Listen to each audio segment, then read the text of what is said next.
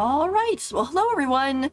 Hopefully you can hear me okay. We are going to be doing Sigewinne story quest today, and it is kind of funny because I wasn't really expecting to get her, and so I was like, oh, I'll do a 10 roll, and then I'll do her story quest, and I'll probably like her a lot, and then do another 10 roll, and then she won't show up, and I'll be bummed, but she showed up yesterday, so all right, let's hop over to Genshin.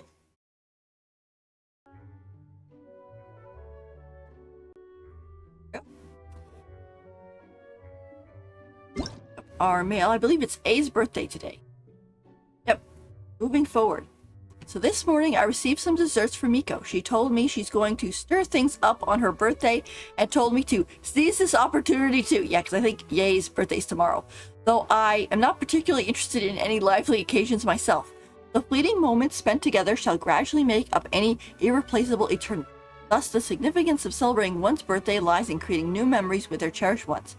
Let us meet at Hamizaka then.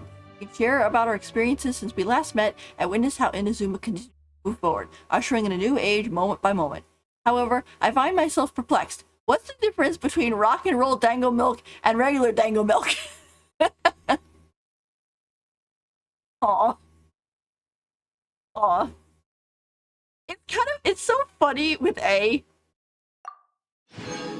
You know, because she started off, like, so stinking terrifying. I mean, she was really trying to kill us. And then as soon as we kind of, like, calmed her down a little and said, like, okay, this is the wrong path and so on, she kind of got very cute around us. You know, she's just like, oh, traveler. Which the thing is, it's interesting because that doesn't mean she's cute around everybody else. She's only cute specifically around the people she cares about. So like us and Miku, or not Miku, Miko and those people. So for anybody who's like, oh gosh, she lost her edge, it's like, no, put her in front of an enemy, she'll you'll beat them up. but there you go. Alrighty, so let us move on to our quest. I unlocked it yesterday, so we can head off that one.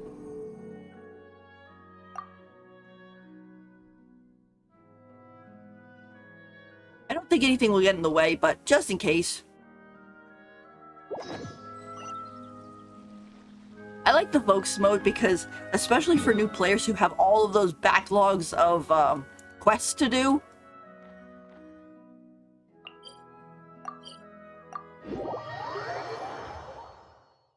Because I remember before that button came in, I had a situation where I,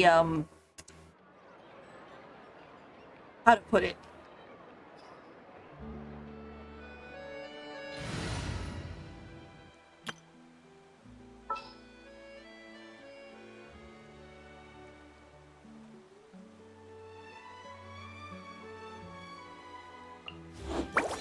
Anesthetics? Check. I was trying to do the quest where you go and talk to Beto and Kazuha about the whole tournament, and The doctor will see you now. trying to talk to them about the tournament, and it said, oh, sorry, you can't get it started because there is a character that's being used already. And I was like, where? And come to find out it was one of the NPCs who was one of the secretaries who was covering for Ganyu during Ganyu's story quest. So I had to go over there, basically talk to them so that they would, you know, be like, oh, could you please go find Ganyu for us? And then once that was over, then I was able to go back to the actual Archon quest. But I was just like, yeah, that shouldn't have been a thing. All right, so let us head out.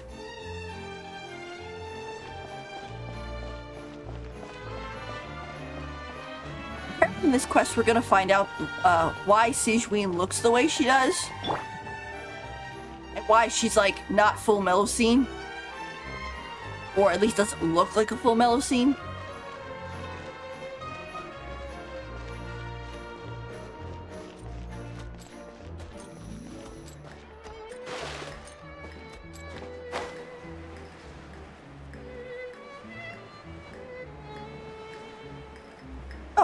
to change her wings. Hang on, I want to do that first.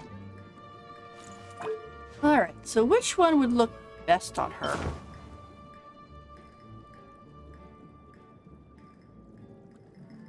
These are the Fontaine ones.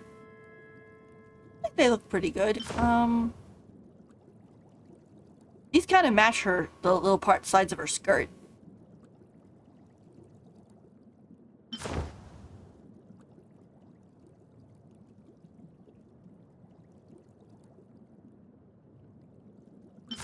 Okay. I kind of like that one because it matches more of her outfit. Excuse me. Let's go with that one for a little bit. Or I should say it doesn't match perfectly, but it has a different hue to it, but it's a hue that actually works with the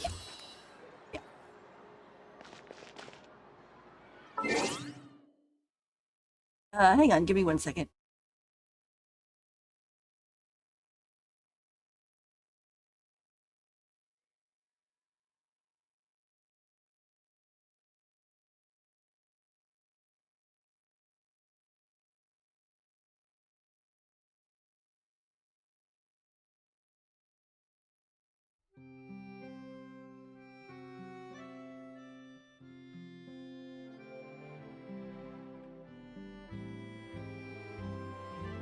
You know, sometimes you just get those mornings where you're talking, everything's fine, and then suddenly your body decides, oh, I'm gonna put a frog in your throat. And then you're just like, please don't. Like, clear my throat there. No, I didn't put a sticker on your back. It's just so cute. There's a Sigewinne. Oh. This shop looks popular today. Wonder what the occasion is.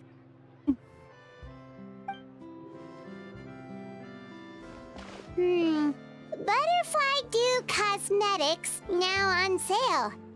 Huh, looks like it. Oh no, this isn't Emily's shop, is it? Oh, Sigewinne's here too. Hey there, Sigewinne! What are the chances? It's been a while. Hi. Hello there, Traveler and Paimon. I hope you're keeping yourselves fit and healthy. Yep. You bet we are. So anyway, what are you doing here, Sigewinne? The Duke insists I take regular vacations in the court of Fontaine. Yeah, I can imagine. Considering that Sigewinne is down in the Fortress of Meropide, willingly, you know, to take care of people, it's like, yeah, Sigewinne, go get some sun. This one just so happened to coincide with a promotion for a new skincare product, so I came over to take a look.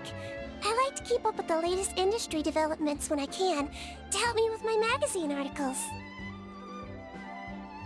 Wait, you write? For a magazine? Which one? It's called Beautés en Fleur, and it's run by the Fontaine Beauty Association. I've done lots of articles about skincare for them, using the pen name Maritime Flower. Oh, wow! You're a Maritime Flower? If Paimon's not mistaken, you're one of the leading figures in the Fontaine Beauty Association! Since when did you start reading beauty mags? What's so weird about that? Everyone loves beauty! If crossovers were a thing in this situation, I could imagine Argenti walking by in the background going, "What? Did someone mention the beauty?" He comes over like, "Oh," and then he's throwing rose petals all over the place. That would be really funny. It would be completely out of the left field, but it would also still be funny. I really like this role. The staff at cosmetics shops are always so polite. And as long as I wear a big smile on my face, I always get the best customer service. Aww. Well, they sure don't want to make an enemy of the Maritime Flower. So what got you interested in beauty products, Sigewinne? How you become a leader in the beauty association. Let's see. Obviously, it's because of Sigewinne's love for beauty. Still a leader of the beauty association? That's incredible. The truth is, I study this field because I cherish my own appearance. It has nothing to do with being beautiful or not. She just wants to be healthy. Oh, the words of a master beautician defy comprehension! Oh, wait, you're saying that natural beauty is the highest form of beauty, right? Not really. Actually, Melusine aesthetics are very different from human ones. We don't view humans based on their appearance.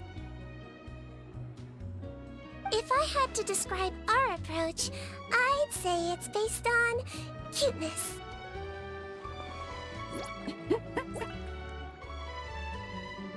Well, that definitely fits. Oh, really? Yep. Still, I really value my current appearance, and in the process of taking care of it, I've ended up learning quite a lot about skincare and stuff. It turns out, my knowledge and experience is pretty popular with beauty product lovers. It came as a big surprise to me, though. Oh, Paimon gets it now! But speaking of your appearance, how come you look human anyway? Are you like only half Melusine? Wow, Paimon getting right to the questions. That's the big question. What's up with that?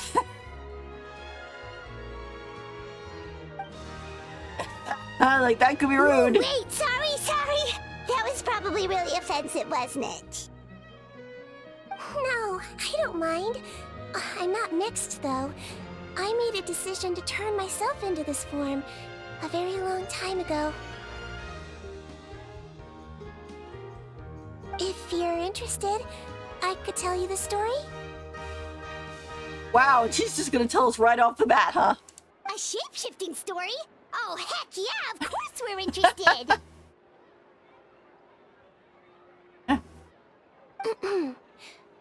Once upon a time...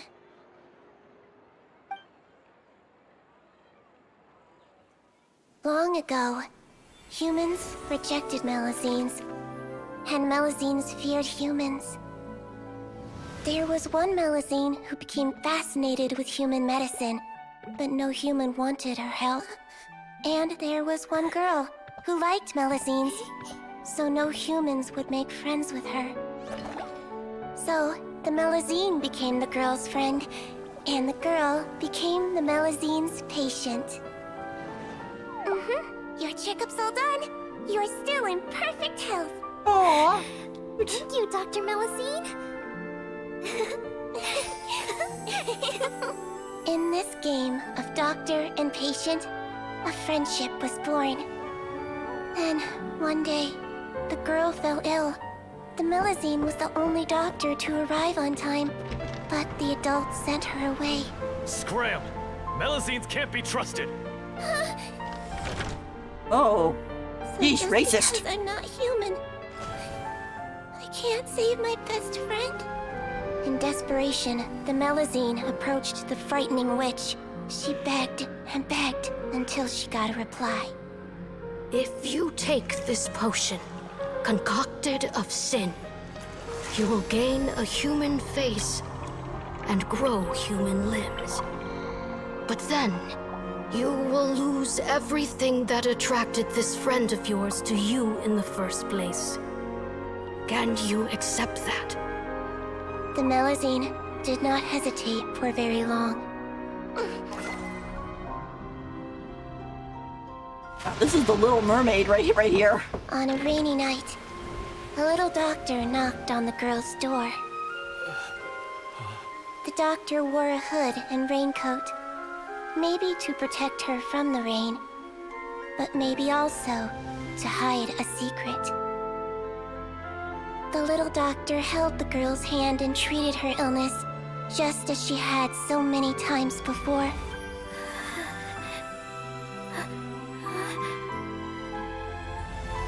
Dawn came, and the little girl's condition improved. But the little doctor was long gone, for she knew her friend would never recognize her again. Aw, that is so sad. So, since then, I've lived my life in human form. Most people who know me just think I was born this way. I was kind of surprised that it came right out of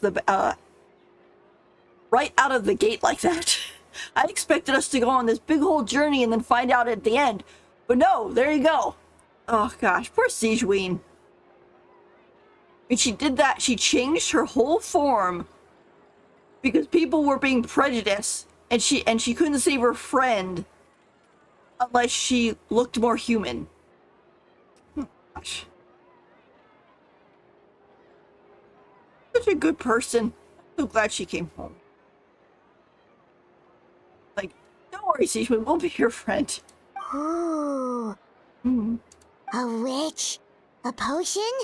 Why does this sound like a fairy tale? It definitely kind of sounds like The Little Mermaid, too, because in the end of The Real Little Mermaid, the Little Mermaid doesn't get to be with the guy. He picks someone else to fall in love with, and she turns into sea foam. And so while Sigewinne didn't turn into sea foam, she also didn't get to stay with her friend, apparently, because she was like, my friend won't recognize me, and so I'm just have to go away. And so her friend never found out about what happened to full Melusine Sigewinne. That's a bummer. Trust me, it's a true story. Also, too, she said it happened a long, long time ago, so that friend of hers had probably grew old and died already.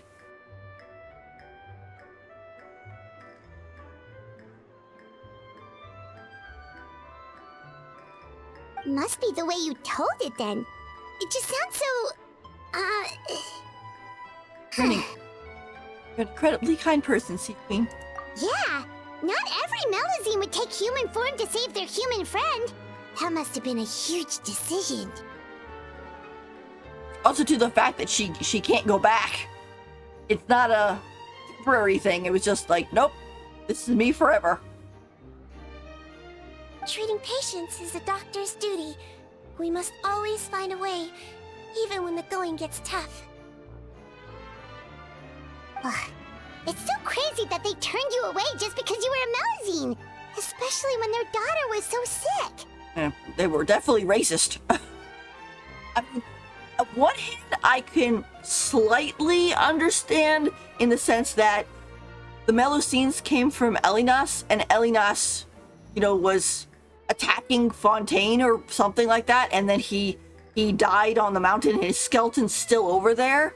So, like, I can imagine that for a while people would be like, oh gosh, these Melusines, they look very cute, but they came from an evil monster that was trying to kill us. So on one hand, that is somewhat, an idea, but I mean, after the Melusines didn't viciously attack people, they shouldn't have continued to be prejudiced. Well, sometimes appearance can be a real barrier. But that was a long time ago. I like how I look now anyway. I like how she says, I like how I look now anyway. It's like, when she first changed, was she really upset about it? Like, was she like, this is so different from how I looked before, but she got used to it? Paimon too! You're super cute this way. She is.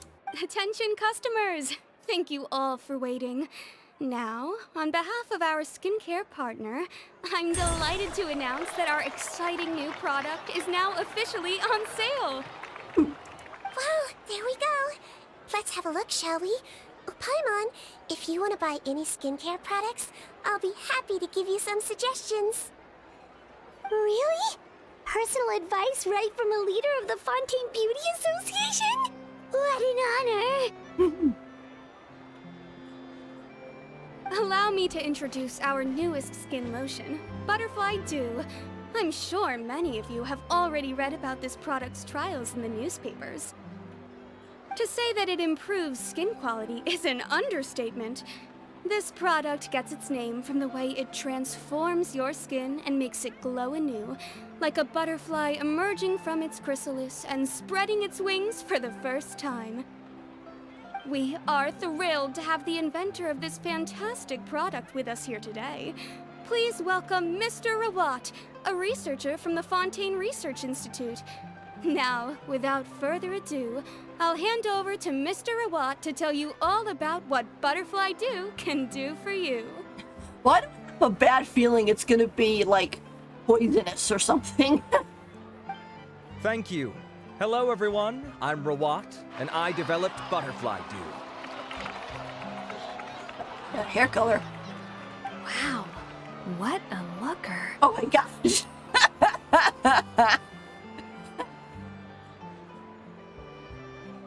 He's a researcher? Wow, he's really challenging the stereotype. It seems that everyone is surprised by my entrance. Or should I say, my appearance. I have a bad feeling this is kind of starting to, because all of the Fontaine stuff has been basically, you know, solving crimes and murder mysteries and things like that. Oh boy, this guy's probably gonna say something like, "Oh, I invented this thing and I'm actually 70 years old and I was an old wrinkly old man, but I used this product and now I am young." And Sigewinne's gonna be like either, "Wait a minute, that's a complete lie," or "Something's in there that's dangerous to your health." I'm calling it now. See? I'm well aware that researchers are generally better known for their brains than their dashing good looks.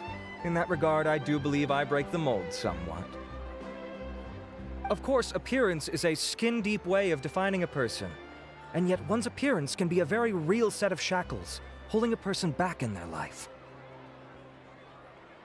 It can rob a young person of their self-confidence when applying for a job, dissuade a young lady from approaching the one she loves. Our actions are at the mercy of our appearance, and we slowly become the very person that the outside world sees us as. But what if I told you that those shackles can be broken? If our appearance prevents us from changing, then let us first change our appearance itself. Wash away moles, birthmarks, and wrinkles, and they can no longer rob us of our confidence. Replace them with luster and radiance, and we shall never again hang our heads in shame. Oh boy. That is why Butterfly Dew exists. Its mission is to allow us to shed our pupae, undergo a complete metamorphosis, and embrace a new life. Well, whether it actually works or not, after that speech, Paimon's already sold. Mr. Rawat, could I ask if you've used this product yourself? Of course, I tried it many times while I was testing it. You can consider me a product ambassador. Wow, then it's sure to work. Paimon can be very gullible sometimes. I like the look on Lumine's face. She's just kind of like,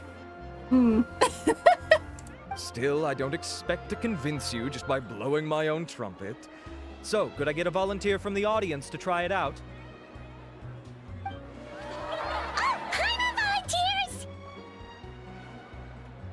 wow. Zoom, she goes. Oh! Ah, what an honor! It appears we have a giant of the Fontaine Beauty Association here with us. In that case, Miss Sigewinne, could we seek your most expert opinion on this product? Oh boy, here we go. Sure. Whoa, is that a maritime flower? They say she's the pickiest user of skincare products in all of Fontaine. Pickiest. Here you go. Well, it's very kind to the skin, and the absorption rate is high. Even for Fontaine, this is a first-rate product. It's got Sigewinne's seal of approval now. Wow, Oh, now that's high praise. I'll take one. Any discounts? All right. Well, all that remains for me to say is, Butterfly Dew is now on sale. Rapidly decimates the stock. You? You think people, nah, you're cute enough already. Are you paying for it yourself? Of course you bring up Mora. Fine, Paimon will pay out of her own pocket and even share it with you. There, does that sound fair? And if you're worried about whether it's the right product for you, well, luckily for us, Sigewinne's here, so we can get an expert consultation.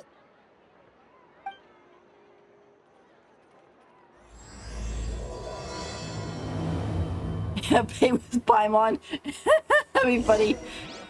It'd be like, oh, I have no more. Here, you can have this. It's just Paimon.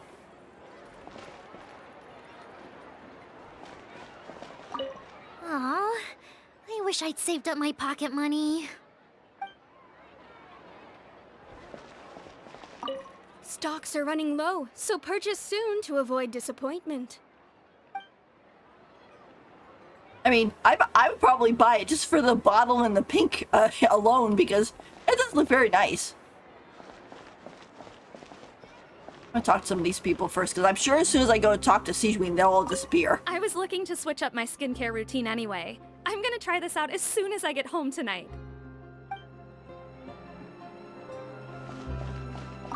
I'm buying for a friend, but I just want to check. This is designed for both women and men, right?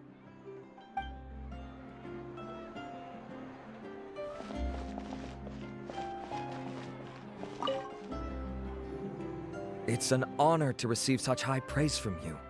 To be honest, I was also hoping you might be able to point out some flaws in the product so I can keep improving it. No spoilers.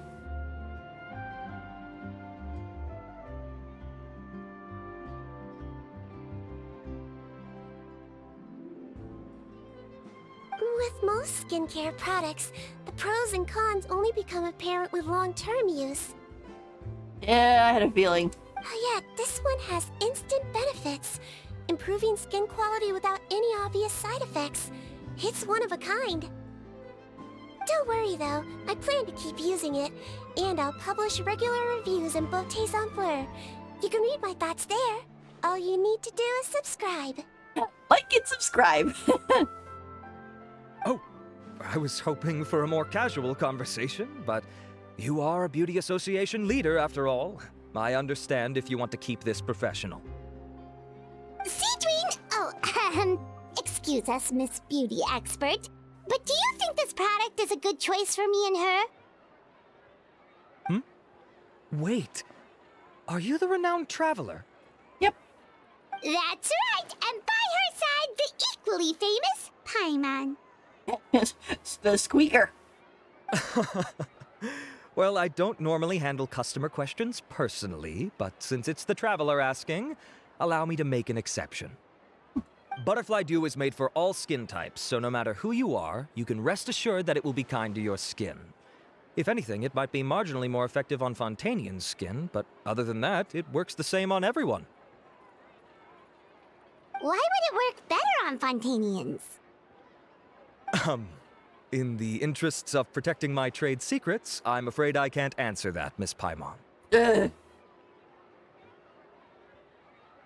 okay, that's kind of sus. I mean, I suppose you could say that it's like, oh, he's only tested it on, or he's only had it tested with Fontainians, so, and he knows it works for them, but he is not sure about people outside of Fontaine. Although it also could be part of that whole Oceanid thing, since, I mean, apparently the whole thing with the Archon quest was that the people are human now, and not, you know, Oceanids.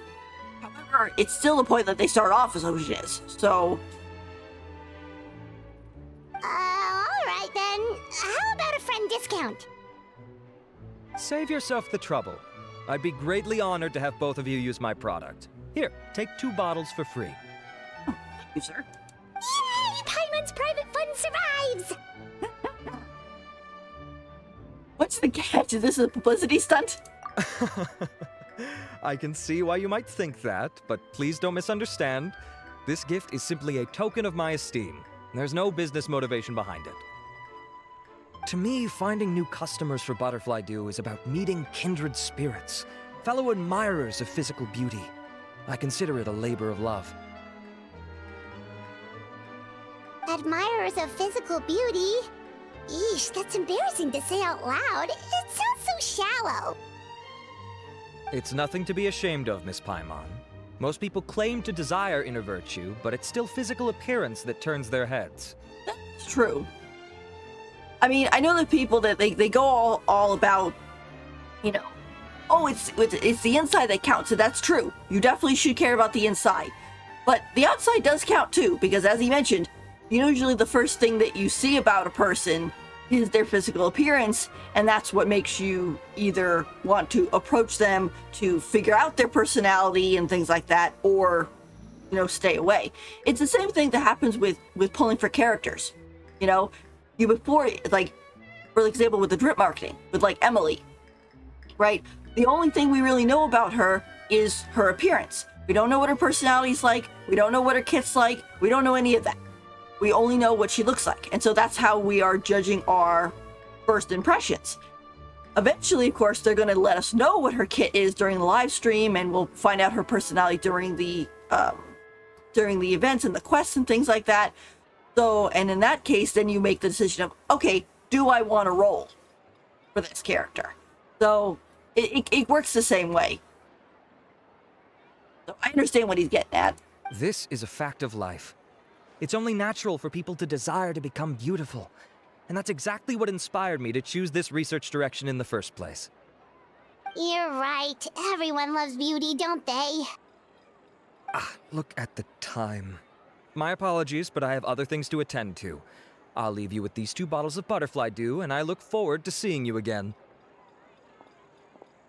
Like, the only problem is that all of the Fontaine's, Archon quests and story quests, are like, new character shows up, bad guy. So, I'm not going to be surprised if he does turn out to be the bad guy, but let's see. Paimon, I'd say there's no need for you and the Traveler to use this product for now. Why? Is there a problem with it? The quality is fine. I just think there's room for improvement. I think I could add some ingredients to the mix to make it more effective. Really? Then why didn't you tell Rawat about that? Researchers are a very special breed of human. As a special breed, she's like, I've run into these people before. You can point out their flaws to their face and they won't mind very much. But if you tell them that someone else could do a better job, ooh, now that'll make them really upset. Yeah. I guess the only way she could approach it would be something like, oh, I would like to partner with you because I have some ideas that we could do, like Butterfly Dew 2.0, and then we could both quote quote profit off it. Even though if she doesn't care about the profits, it would basically encourage the guy to be like, oh yeah, that's a good idea, we can make more money, it'll be even better. If she just goes and says, oh, well, you could change this and this and this, it'll be better, and he'd be like, what? You have to come at it at the right angle. If I'd mentioned it, he probably wouldn't have given you those 2 bottles for free. Huh, fair enough, that makes sense. Yeah, she would have kind of insulted his pride. If you're interested in the more effective version, I can write up a list of ingredients for you. Just come get me once you've gathered them. When you say more effective, you mean it'll make Paimon even prettier? Ooh, how can we say no? A prettier Paimon? As for me, it's probably time I got back to the Fortress of Maripede. I mustn't leave the infirmary unattended for too long. It's kind of funny too, if you listen to Sigewinne's voice lines, she talks about liking the dark and murky. So even though she's living down in the Fortress of Maripede and you think to yourself, oh my gosh, it's so dark down there, she must be so miserable. No, she actually likes it. She finds it relaxing.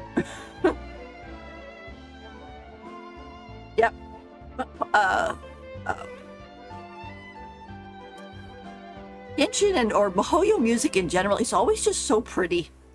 They do such a good job. Alright, see you there then! Like the materials on the list.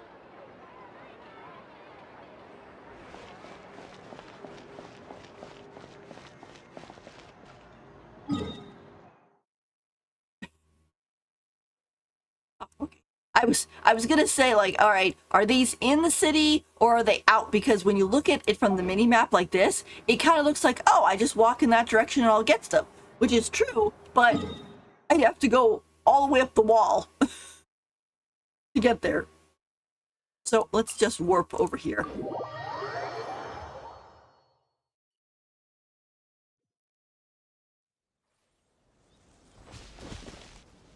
Great. Just up ahead, traveler.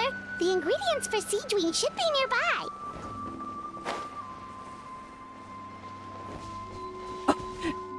That guy is the ingredient? Oh boy, okay.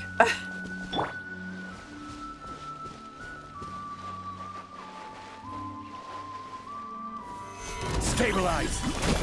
A bitter pill to swallow. Seems like an emergency. Mind the side effects.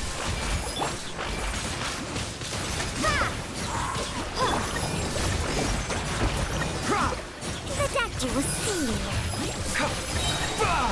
Yeah.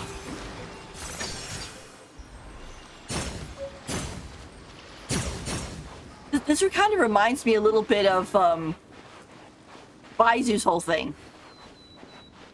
Where when we were curing, what's her name?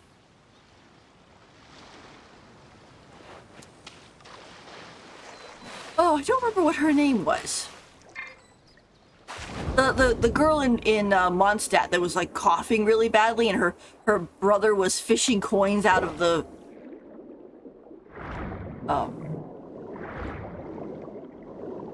was fishing coins out of the fountain to pay for her medicine,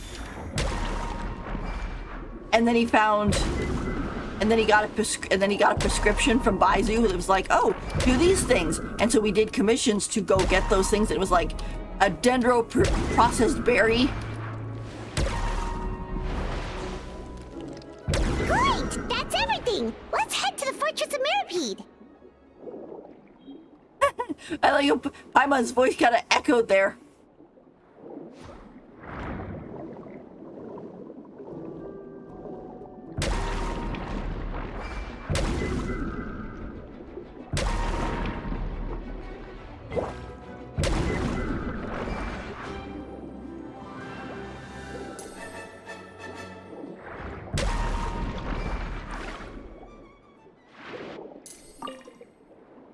Need those for Sigewinne. Oh, let's see.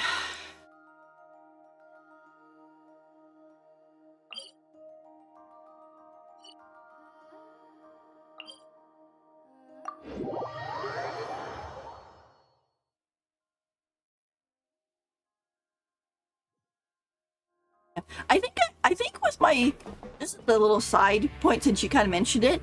I think my favorite background music for Genshin is, like, off the top of my head, is the surface level of the chasm. It just has this very deep kind of string instrument. I don't know what exactly which instrument it is, but it's like this very, it is a very Chinese cultural feel to it. Love that. I also love in Chenyu Vale, there is two boatsmen, which you can take a boat from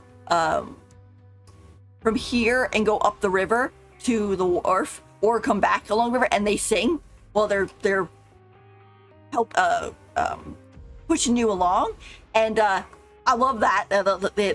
There's another really beautiful cultural piece.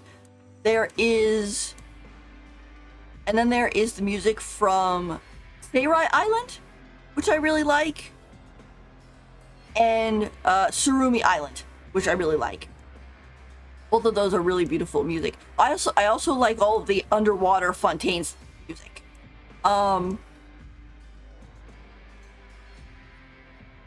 There's one for Sumeru too. I think it's the battle music that I like, but I'm not 100% sure. It's the one that you kind of dance to. It's really nice.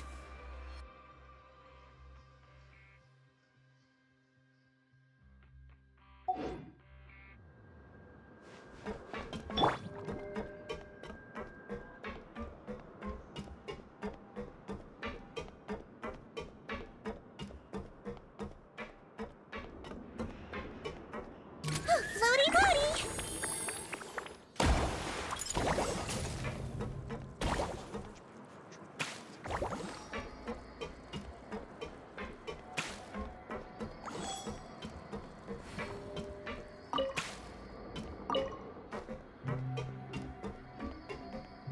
It's our room.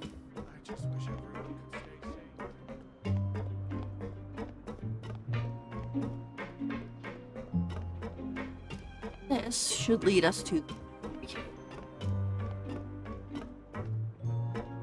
I just realized this is a very steep ramp to climb. Especially to get into the infirmary.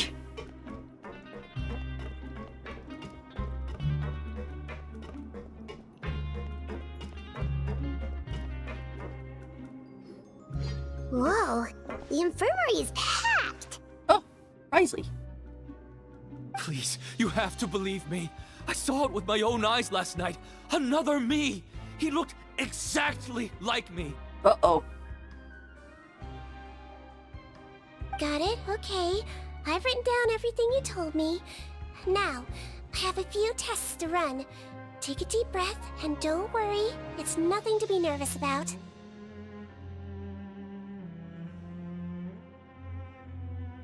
First, which finger am I holding up?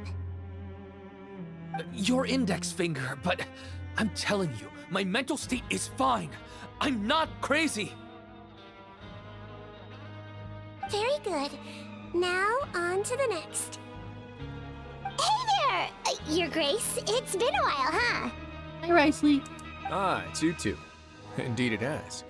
I would offer you some tea, but I'm afraid the timing is unfortunate. Duty calls. No worries. Actually, we were looking for Sigewinne. Do you, know what all of this is about? Going on. This inmate came running to the guards in a panic, claiming to have seen his exact doppelganger. Considering of all the fantasy stuff that happens in this world, I would not be surprised. I mean, we literally saw people getting dissolved in this country. A doppelganger? Doesn't that just mean someone else kinda looks like him? And that's what I thought when the report first reached my desk. But we've inspected our records. No one even vaguely resembles him. Considering how certain he is of what he saw, I can only surmise that he's having some mental issues. So I brought him for a medical evaluation. All right, very good. Take a sip of water and rest for a bit. This is something important for all streamers, VTubers as well. Take a sip of water and rest for a bit. Don't push it too hard. I'm gonna do right now. Thank you, Sigewinne.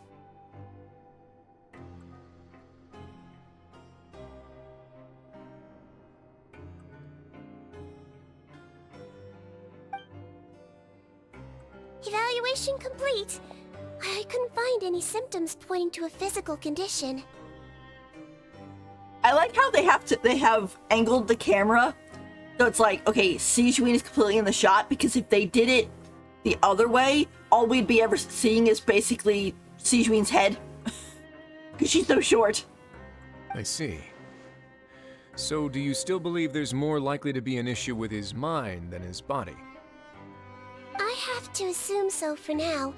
Psychological issues are more difficult to detect. At this stage, we can at least confirm that he is in command of his cognitive faculties. The rumor mill will go crazy if word of this gets out. Guards, take him to the ward for a period of observation. The Marechaussee Phantom has requested my cooperation on a case, otherwise I'd deal with this myself. Sorry for the trouble, head nurse, but I'll have to leave this to you. Oh, he's putting Sigewinne in charge of a crime. Okay. No problem, Your Grace. I'll add him to my observation list. By the way, we have a couple of guests here who have made the trip just to see you. I imagine it must be important. You probably won't need to add them to your observation list, though. Like, don't worry, we're here. Whatever issue's happening, Oh, Traveler, Paimon, it's you. we'll help you. Hey there, Sigewinne! It's actually not that important, but... I'll be in my office if you desperately need me. Goodbye for now. Okay, now I'm kind of wanting to go check his office to see if he's actually there. Okay, bye-bye! Yes. So, Sigewinne... Would you mind waiting for just a moment? I have another patient to see. Just find an empty bed and take a seat. I won't be long. Oh, sure. Sigewinne, we've brought him. And he seems to have taken a turn for the worse again. Uh-oh. Okay, don't panic. Let's start by sitting him down here. Paimon had no idea how busy it can get for Sigewinne. Maybe now's not the time to ask for her help with skincare. Patience, Paimon, she'll help us. We just need to wait. In the meantime, we could offer help to Sigewinne. Yeah, offer help. Good point. Besides, it might actually be interesting to observe her at work. Well, this could hurt, so I suggest you take a deep breath first. Oh, she giving him a shot? Did his face melt? What happened to him? Whoa! When she said, oh, this might hurt, I was like, oh, she's gonna give him a shot or something like that to help him, you know, maybe antibiotics or something. Not his face melting! Like, what do you mean his face is melted? It's anyone's guess. His face melted off shortly after arriving at the fortress. But since he's a serious offender, he can't be allowed out for medical treatment. Best we can do for now is ask the head nurse to give him something to manage the symptoms. You mean his face melts, or it unmelts and remelts? Yikes! Oh, and of course this is probably connected to the guy with the face cream. Oh, this is gonna be awkward. We still need to bring him to the Marechaussee Phantom for questioning. What if he scares them half to death? Will that be our fault? Yeah, and the Marechaussee Phantom are mostly Melusines, so he scares them half to death. The Marechaussee Phantom? Does this have something to do with the case Risley's dealing with? Yep, it was a huge case. They bagged a few dozen crooks in one fell swoop. And this guy's the baddest apple of the bunch. He harmed countless people. And now, it looks like it's all finally catching up with him. He's like, Karma, my face keeps melting. This is not something that usually happens. You done gawking? Not yet. I need to check the severity of your ulcers to decide the right dosage. Don't worry. We Melusines have a very different sense of aesthetics from humans. To me, he just looked like a little kitty with slightly scruffy fur, but still just as cute. A kitty with scruffy fur. Don't patronize me. Do I look like a kid to you? Just give me the meds and let me out of here. I already missed my cell. Oh. He's probably freaking out, honestly. He's trying to put up a brave front, but he's probably freaking out. Hey, lose the attitude. You dare talk back to our head nurse like that again? Your days are numbered. Yeah, they are very protective of Sigewinne. You can see it in her story write-up on her profile. It's like the guards have a "no one messes with Sigewinne," and the inmates have "no one messes with Sigewinne." Oh, it's fine. Okay, I'm going to apply the medication now. Tell me if it hurts, alright? Look how nice Sigewinne's being. And he still talks to her like that? What a nasty piece of work.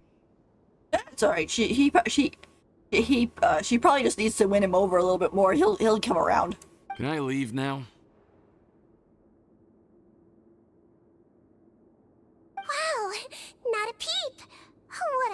brave little guy. Thank you, Sigewinne. And I apologize for the trouble. Also, too, it's like, she's not patronizing because she actually is like 500 years old. So to everybody, we are kittens. To her. So, Traveler, Paimon, did you bring the ingredients? Also, too, it kind of reminds me a little bit of like Faruzan. Like, when Faruzan first came out, people were like, oh gosh, she's sort of talking down to people and oh, da-da. And then it was like, well, no. Once you actually get into her personality and you got to see her in the game, she's not talking down to you. She's like actually grandma. She's just young.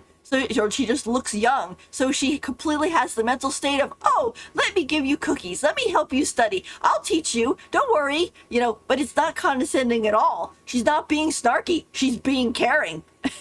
And I think their voice actor did a good job on conveying that well. Same thing as with Sigewinne. Like, Sigewinne is not being condescending. She actually means everything she says. We did, but we don't want to interfere or anything. You're busy saving lives here.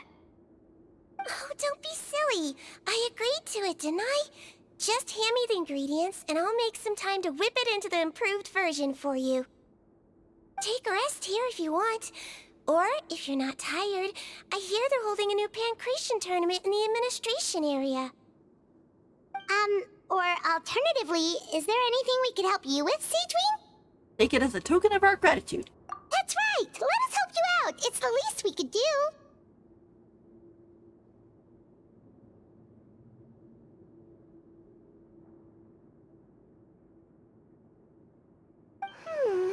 Good point.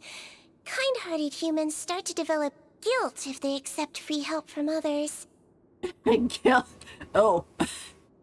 Wow. Don't worry. I'll take a look at my schedule. I'm sure I can find something to treat this condition. I gotta warn you, though. It'll be tiring work. So I suggest you take a break first, then come back and see me when you're ready.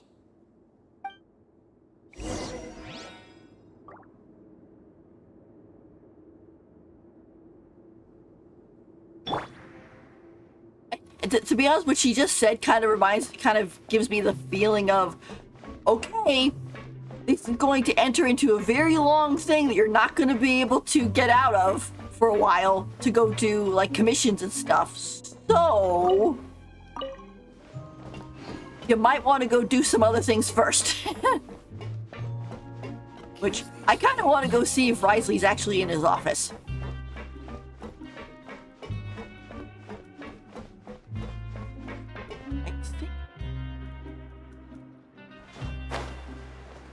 I think you have to go down a level to get to the office, don't you? Yeah, that's the door.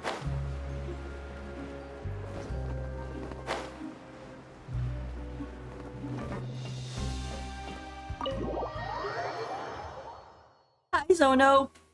We're doing a Sigewinne story quest today.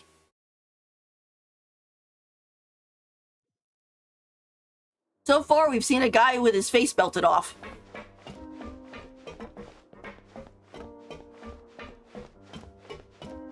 And also, Sigewinne comes right out of the gate telling us about why she looks the way she does. I like her. I haven't used her very much in like fighting because she's still underleveled and I'm world level 8, so it's one of those things that you have, when you're that high of a world level, you have to be careful not to use a character and then make a judgment call when they're not fully leveled up and talented and so on and so forth, because it'll give you a bad impression of and then you'll think, and then you'll be like, oh wow, this character is so weak, but it's like, well no, because the character is like level 50 with level 3 talents and you have a world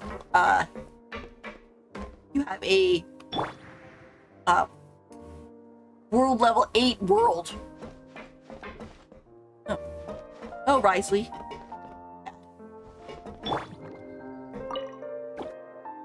Here at his desk. Sigewinne is the new Grace, no, the Duke. I think it's the Duke, right? The Duke of the Maripede.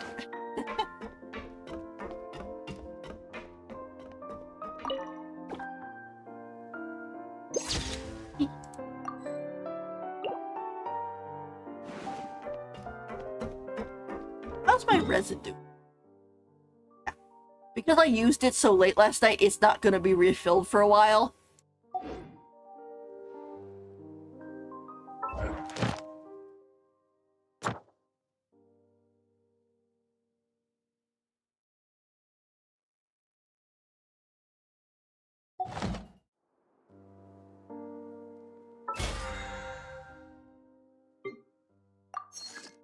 Claim that.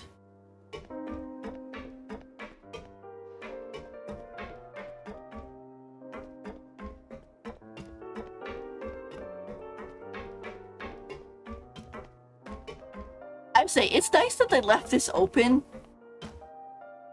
so you can go down there.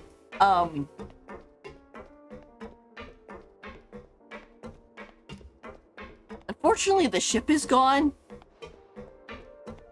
Which I really wish we had been able to explore it a little bit.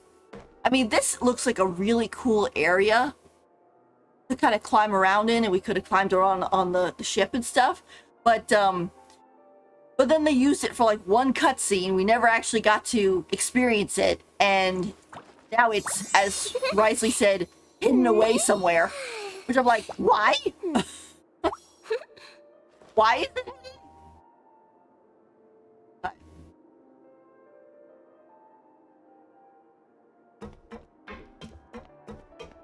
Oh well.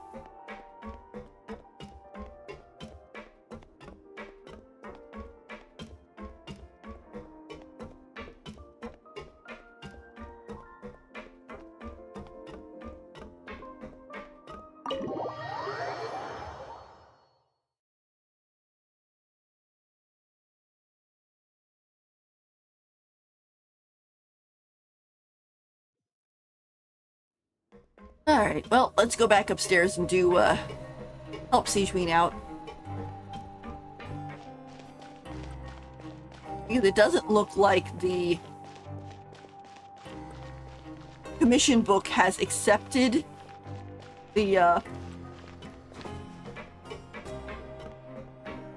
hasn't accepted what we've done so far as, oh yes, you've been working on story quest. Here you go, here's your points.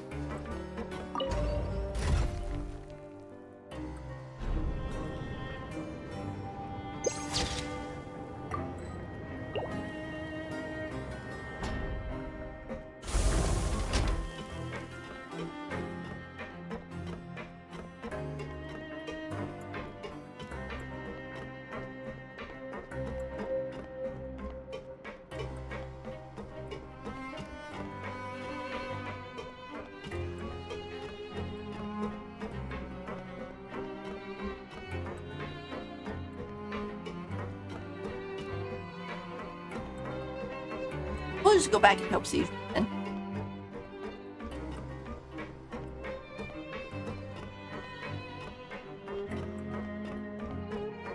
I mean, so far we really haven't done anything in the quest other than quite a few little monsters to get some ingredients and talk to a bunch of people. So.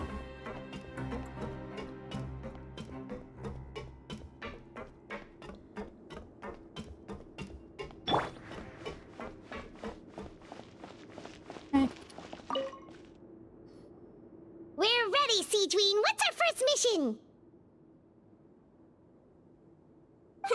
I found the perfect job for the Traveler. First, I'd like you to lie down in this bed. Uh-oh.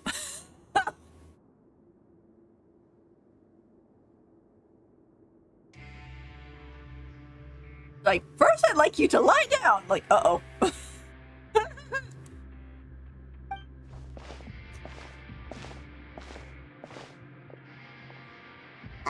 What for? Like, maybe we should have asked that before we laid down. But it is kind of, you don't usually see Lumine lying down. I need you to pretend to be sick. Oh. Okay. What? Oh, is it that difficult?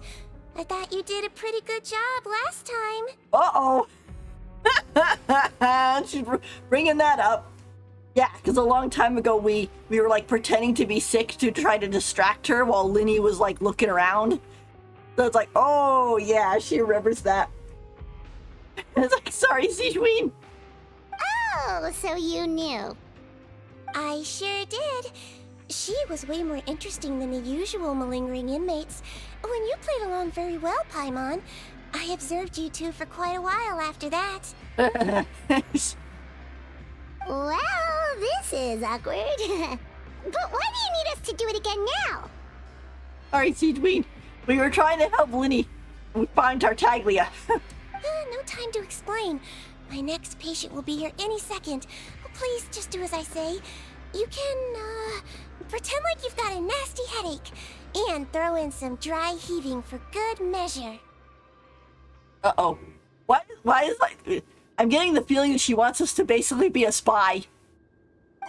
Okay.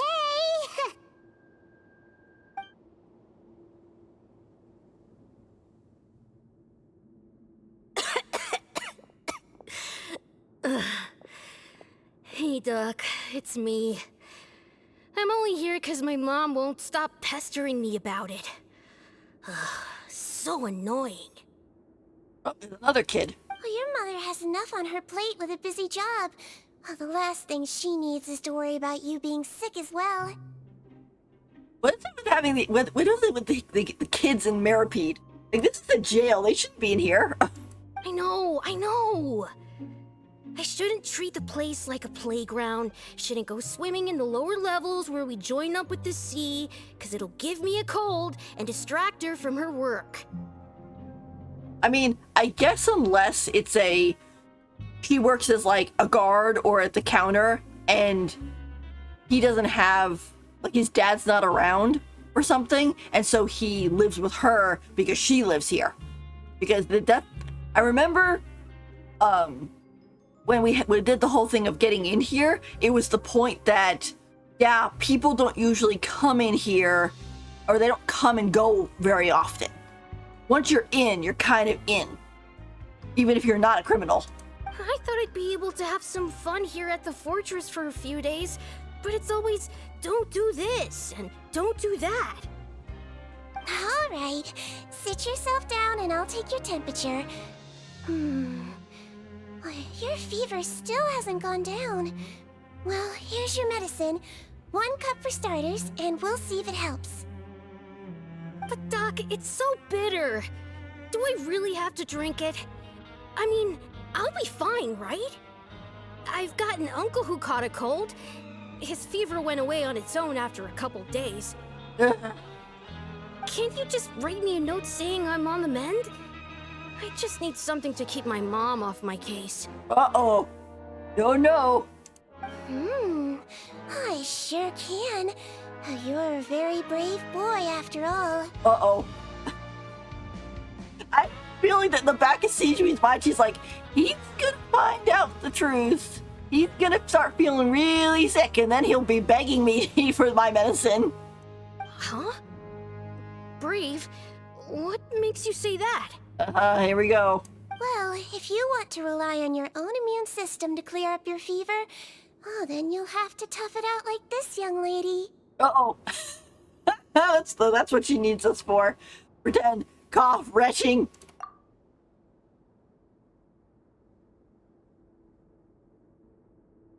Hang in there, traveler! Are you gonna puke? Paimon can get you a paper bag!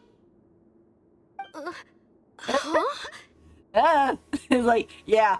It's kind of funny that he has a fever and yet he's still walking around. I mean, like, usually if you get a fever, you feel miserable, so... As long as you're tough enough to get through the nausea and dizziness caused by the high fever, you'll be right as rain after just a few days' rest. And if I'm not tough enough? Then you'll get sicker. Hey! Wake up! Wake up! He pretended to die. Oh, jeez. Put it this way. At least you'll never have to see the doctor again, right? I think maybe I'll take that medicine after all, if that's okay. Yeah, it's like a few seconds of bitter is better than being completely miserable. Oh, of course. Here, it's still warm. It's so bitter. Oh. All done. Great job, you two. That kid really doesn't know what's good for him. His mother's a guard here. She's been working back-to-back shifts lately, but unfortunately his father's away on a business trip right now. She had no choice but to bring her son here for the time being. Ah, there you go. Kind of like I was saying. He was quite happy at first. He seemed to think that the Fortress of Meropide would be all fun and games. So you made us put on that act just to scare a kid into taking his medicine? That's a pretty sneaky trick. Seems like there's a whole side to Sigewinne we never knew about. I don't know. We kind of knew about this part. I mean, she shot Linny. She showed up and just shot him. And everyone's like, what? It's like Sigewinne is not the type of character you would think would just suddenly appear in a murder mystery and be like, yes, I have the gun.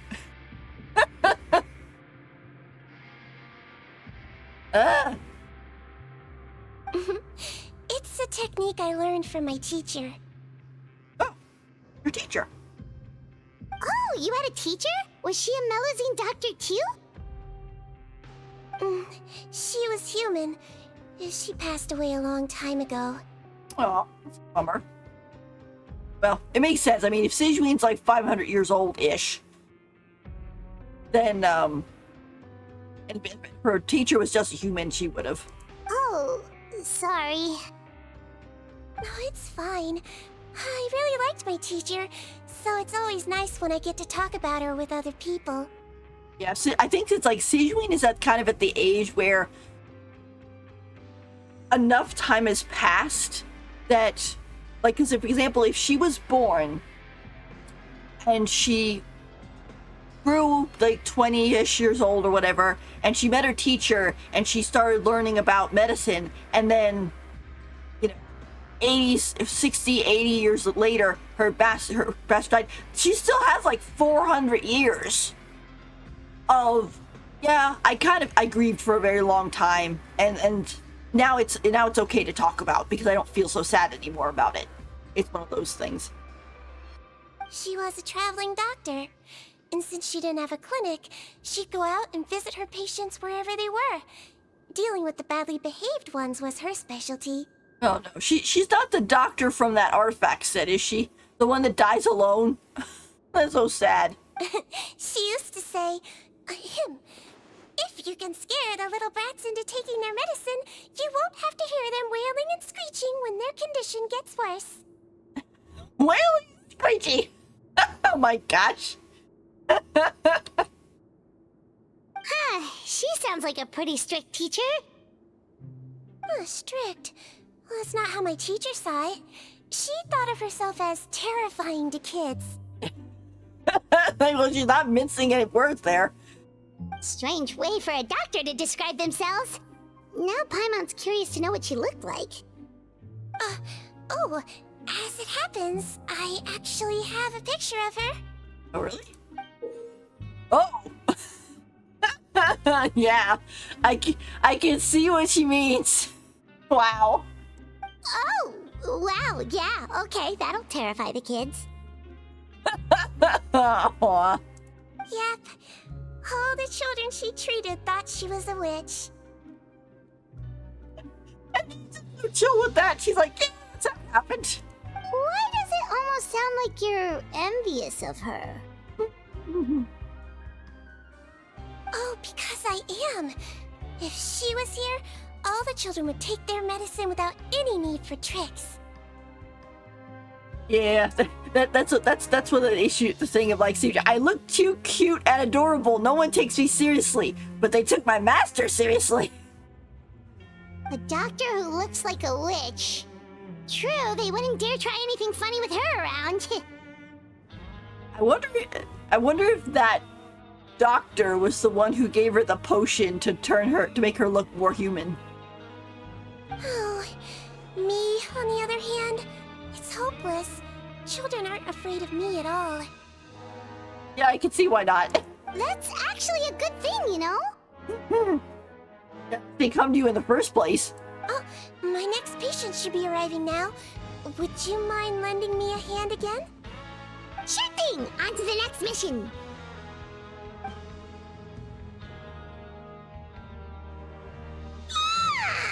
Is it nighttime already?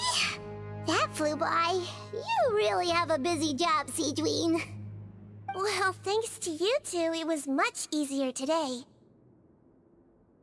You know, it makes sense.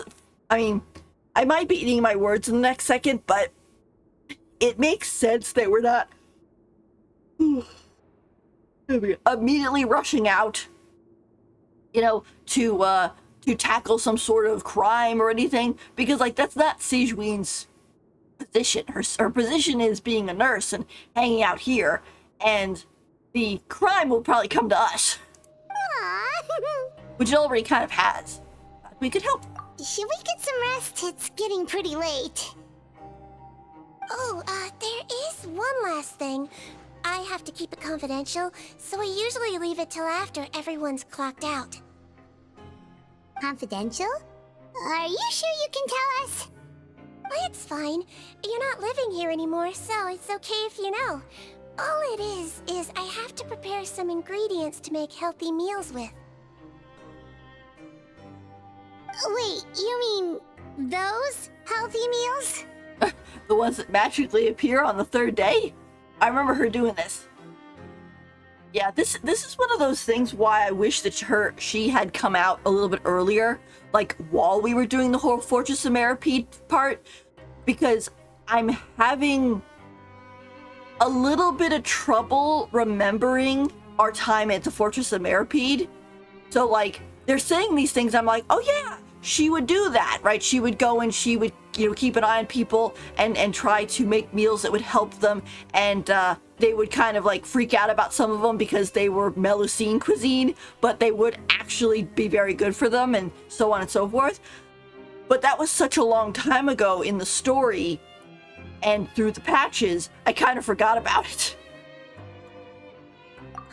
My patients refuse to eat any healthy meals I prepare in front of them, so I have to prep the ingredients in secret, then let the chef at the Coupon cafeteria handle the rest. Considering even the chef's version makes people uneasy, it really makes you wonder what's in it.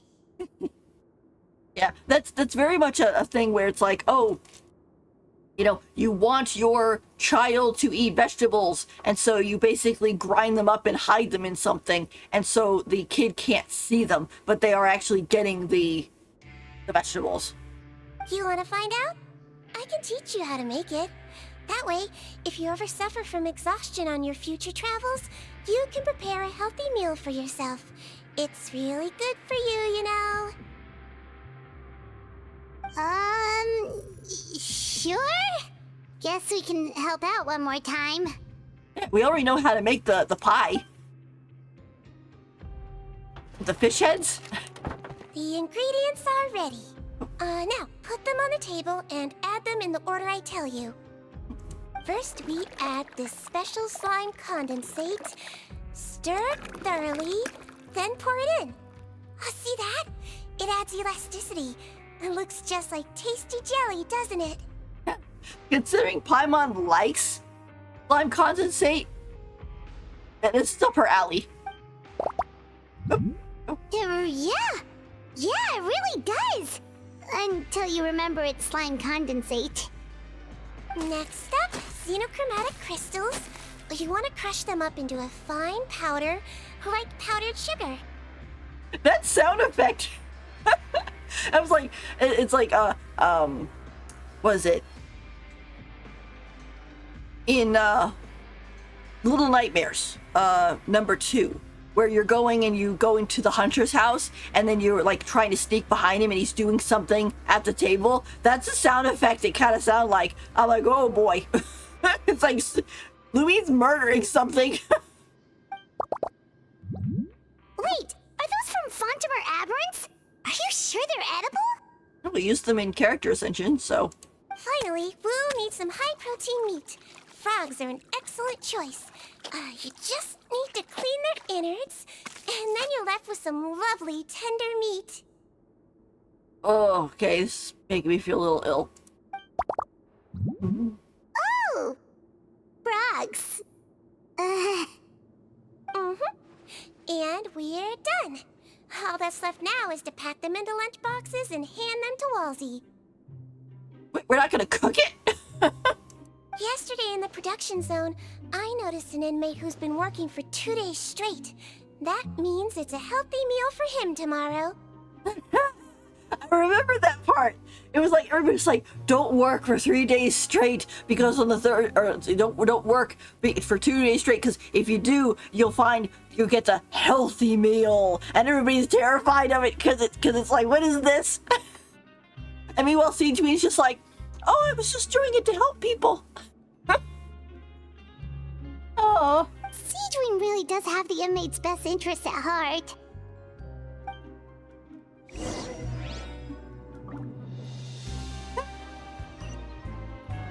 And so everybody who's thinking that's like this horrible, curse and of the fortress, it's just actually Sigewinne trying to be keeping an eye on everybody and trying to make sure that that they can stay healthy. Oh. I like that we're getting to spend so much time with Sigewinne. When she walked off before, I was like, oh gosh, this isn't gonna like drive us into take the express route.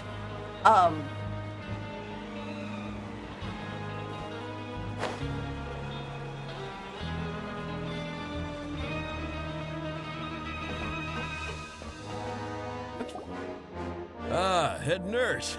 Got some extras for me? Just the one today. The serial number's on the lid. Sounds good. I'll make sure it gets delivered.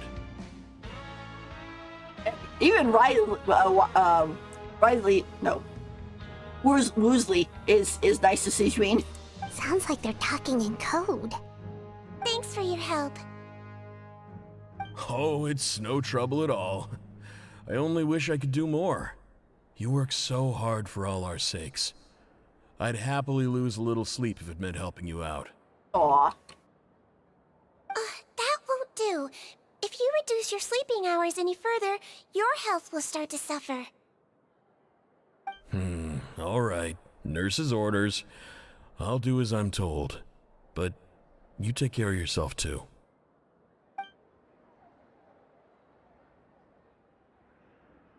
Well, I'm done with work for today. Thanks for helping out, you two. Seems like the guards and staff here have a lot of respect for you, Sigewinne. In just one day of helping you with your work, it feels like we've done a lot for the fortress. Head nurse, please, wait. I'm sorry to disturb you this late at night, but I think you'll agree. This is urgent. Oh, is it the face melting guy again? Okay, just relax and catch your breath. What's the matter? The guard at the observation ward, Odilon, he told me to pass on a message to you. One of the inmates there, the guy suffering from possible hallucinations, well, he seems to have made a sudden recovery, and now he wants to apply for permission to leave the ward. Okay, and that is important for...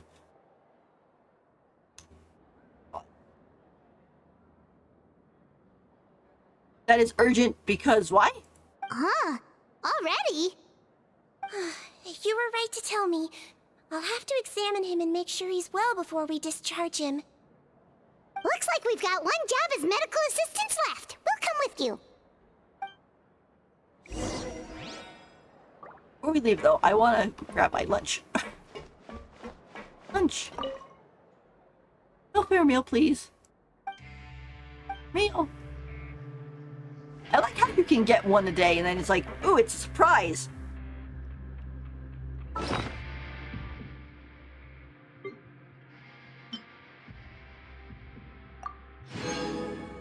Oh. Suspicious barbecue ribs. A meat dish with a crispy skin. Unfortunately, grilling it for too long has left the skin cracked and blackened, with the once tender meat within now tough, dry, and tasteless. Perhaps if the name is changed to charred barbecue, someone might find it more acceptable. What's our fortress like? Often 2 small steps is better than 1 big step.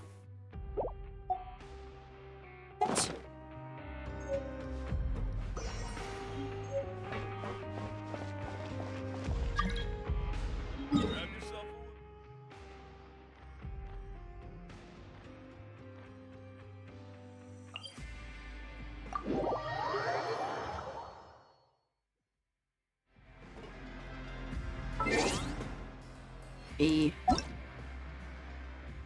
We'll close this for right now. Not doing... Can't do co-op right now because we're doing our story quest. Or, not that we can't, but I don't want to because we're doing story quest.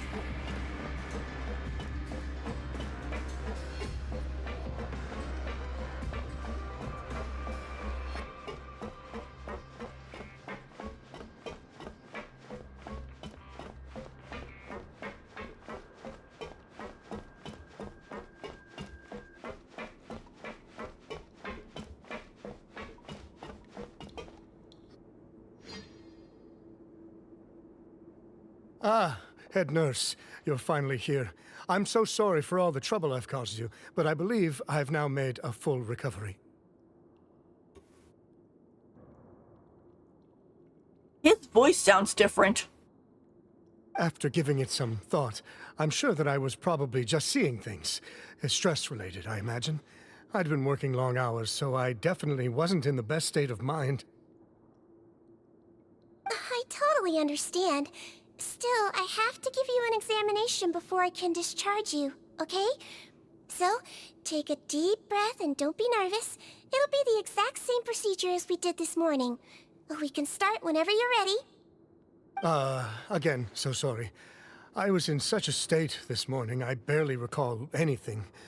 Would you mind taking me through it again? Very suspicious. Oh, not at all. It's a lot to remember. First up, we have a little cognitive test.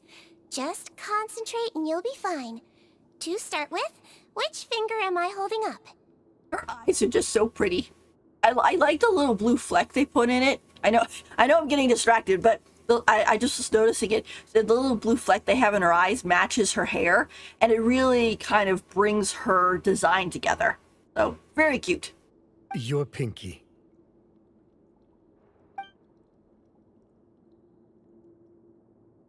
Alright, all indicators seem normal. So it was a stress-induced hallucination after all? Well, we've certainly had previous cases of mental illness caused by overwork, which is why I carefully observe everyone in the production zone. I wonder how I managed to miss the signs this time. Something fishy's going on. Please, head nurse, you shouldn't blame yourself.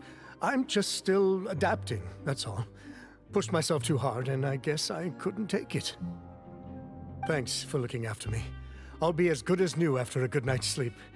And if you can give me the okay, I know I'll sleep better back in my good old dorm. Oh, yeah. He wants to go back into his room. The other guy was like, I want to go back to my cell. Something's up.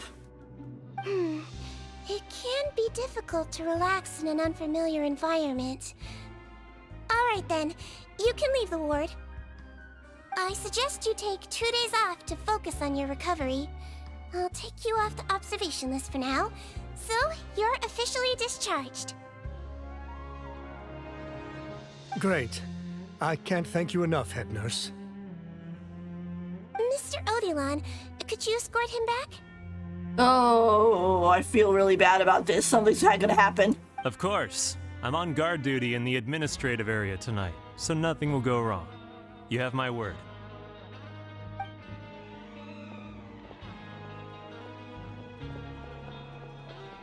Guess you're finally done for the day now, huh? Yep. But I still haven't gotten around to making that improved lotion for you yet. Oh, no rush! Seriously, it's super late now. You should go get some rest too. Well, tomorrow it is then. Good night, Traveler. Good night, Paimon. Hope you sleep well. You're such a cute little bee. Oh, don't you worry. We will. After a productive day of work, we're both gonna sleep like a log. Yeah, true. Good night, Sigewinne. Yeah, sleep tight, Sigewinne. See you tomorrow.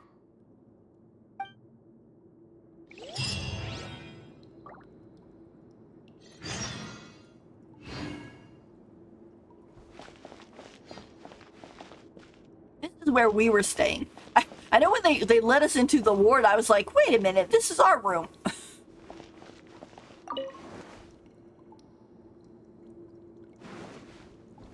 I will admit though, they need to fix these leaky pipes.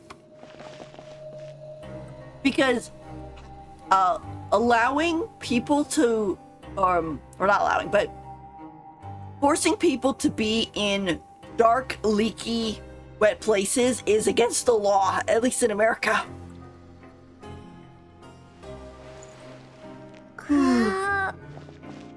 We have a whole rule set about, you know, that you can't have a whatchamacallit.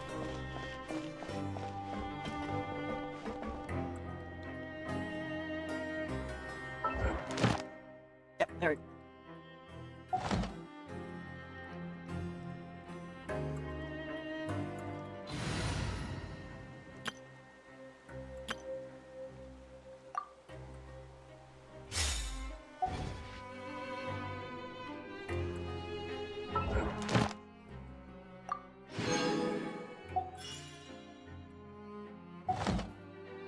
Before I go off, since they, oh, wait till blah, blah, blah. I can adjust the time, and I will, but I'm gonna run over and pick up my, my dailies.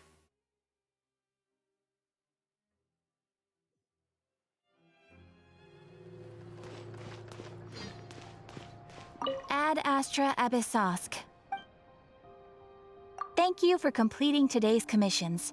Here is your reward. Ad Astra Abyssosk. This is the problem when you play late at night and then play early in the morning. It gets messed up.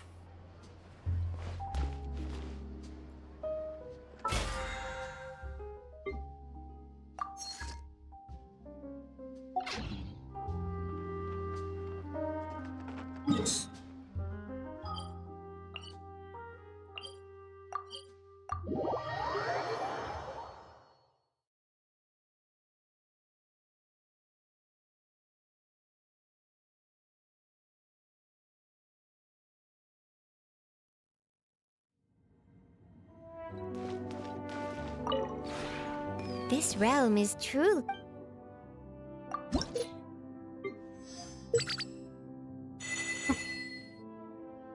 Arlecchino is now level 9.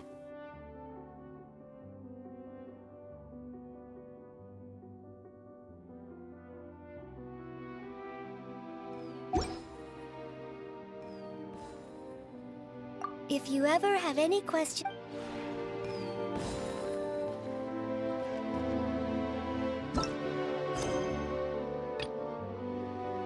Wait till the morning next day at 8 o'clock.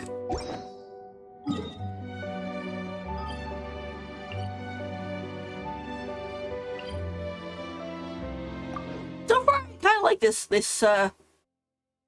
We're kind of doing a whole, a day in the life of Sigewinne, so we're getting enough content of her. However, you can kind of tell stuff's going to start ramping up pretty soon. Because we've been given enough hints that something is fishy is going on.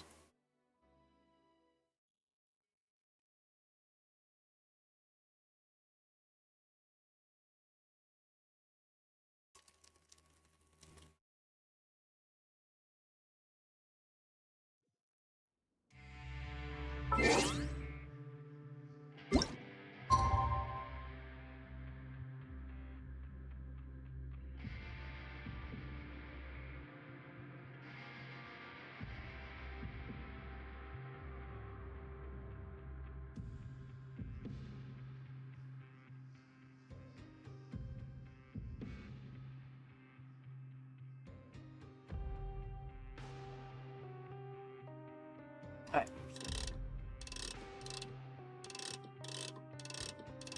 Tomorrow at 8 o'clock.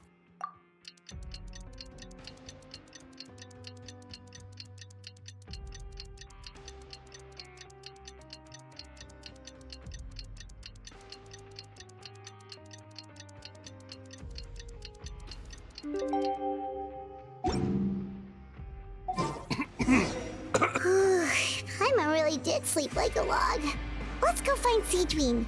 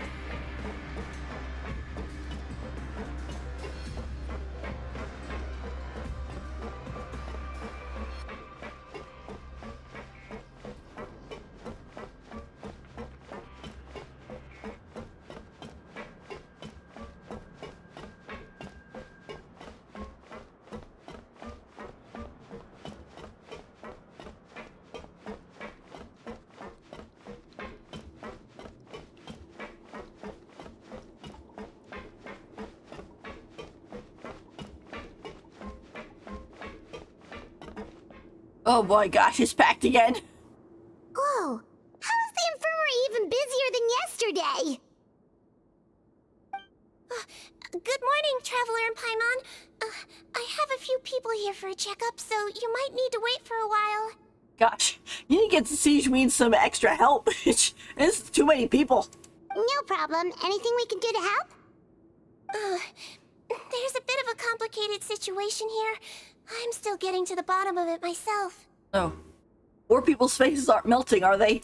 You have to believe me. I'm telling the truth. Oh, there we go. You're in a medical facility. Keep it down. Please, listen to me. I'm not Gascon. I'm Uy. What in the world? The cops are by too. Yeah. You're a horrible liar, you know that? We get all your mugshots with the arrest warrants. It's clear as day that you're Gascon. Oh my gosh, this is worse than I thought. You mean because of the way I look? I don't know what happened. I just woke up like this. Then you guys dragged me in here for an interrogation.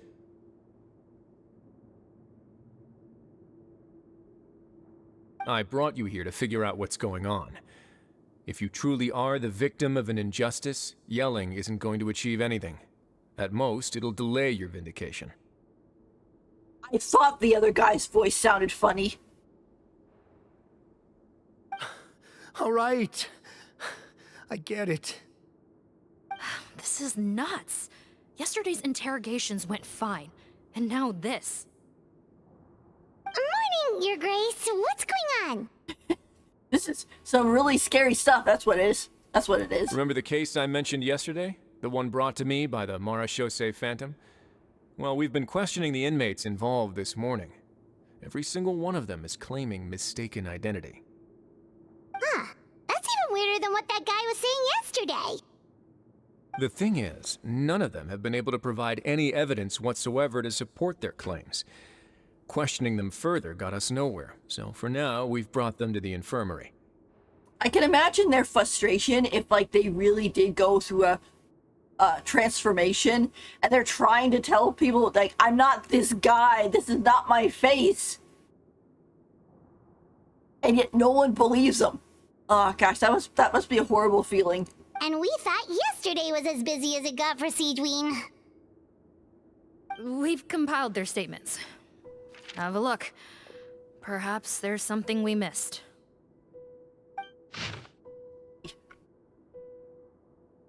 Putin, who's this Putin? I'm Honorary. I had applied to go out and see a doctor, but when I woke up, I was in another cell. Unbelievable. I'm not Geshkon. I'm Julius. Day should have been the final day for my sentence, so I should have gone free. What gives? I'm Eric. Why does stuff like this always happen to me? Now there's no way my release papers are getting squared away today. My name is Olin. I'm a guard. I think I was attacked. This isn't me at all. Oh!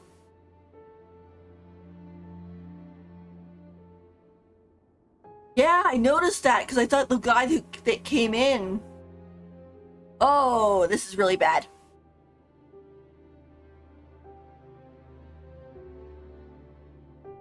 Wait. Release? Interesting. The inmates they spoke of in their statements appear to all be due for release today. Oh, it's like body swapping almost. It's creepy. I noticed that too. If that's their plan, they're underestimating us a little. Every serious offender claims that there's someone else who just so happens to be due for release today. And they're expecting us to go along with that. I think your prejudice against them is blinding you, lady. All the more reason to be cautious. Lumberzar, check the release list for today and make sure no one gets processed. We're gonna need an excuse, though. Just say we're out of forms, and that we're furiously printing more as we speak. I'm on it. It's conceivable that our group of serious offenders somehow found a way to switch places with inmates who are about to be released, so they can walk out right under our noses. We did consider that possibility. But I mean, just look at them. They match the warrants, period. How could there have been a switch? Skin cream guy. Only if they're dead ringers for the inmates due for release, I suppose. I gave you that name list yesterday to assist in your investigation. Did that help? Real criminals are trying to sneak out as the other guys, while you have innocent people being thrown in here as the newly arrested. Yes, the inmates' mugshots were attached to the list. The first thing I did was check for lookalikes, and I didn't find any. The only other thing that stands out to me is that their voices sound a little different today. But it's not exactly hard to put on a fake voice. I knew it! I knew that one guy sounded weird. Oh, really? What does our head nurse make of all of this? Give me a moment. I think I have a way to confirm whether there's been a switch. I know, it's not time to change your dressing yet, but please bear with me. Huh? Isn't that the guy from yesterday? This should be Honore. He has very severe facial ulcers, which require an operation in the hospital at the Court of Fontaine. I authorized him to leave the fortress for medical treatment under guarded escort. Yes, like I told you. I'm not Putton. I'm Honore. So there has been a swap. Well, I can see what happened in Potton's case, but how do you explain the other inmates? You're not telling me their souls switched bodies, are you? He did say, why'd I wake up in another cell? No, I believe it was their faces that got switched. The method is a bit like replacing a tooth. Take the bad tooth out, put a false one in. And actually, I think I can prove it to you. Traveler, Paimon, do you remember Eric from the other day?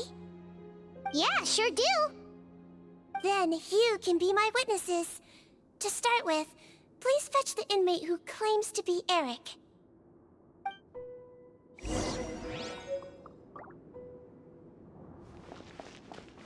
This guy. Their names are very similar. So, you're Eric? Yes, head nurse. It's me. You do believe me, right? I need to do another examination on you. Same procedure as yesterday. All right. It's the cognition test first, right? So I need to concentrate. Yep, it's him. Now, try to recall if you can. The last time we did this test, which finger did I hold up? Her index finger. I believe it was your index finger. But that means... There are two Erics. Huh? Yeah. The stuff these people have to go through. So, basically, last night, the Eric who said he saw another him suddenly recovered and applied to leave the observation ward.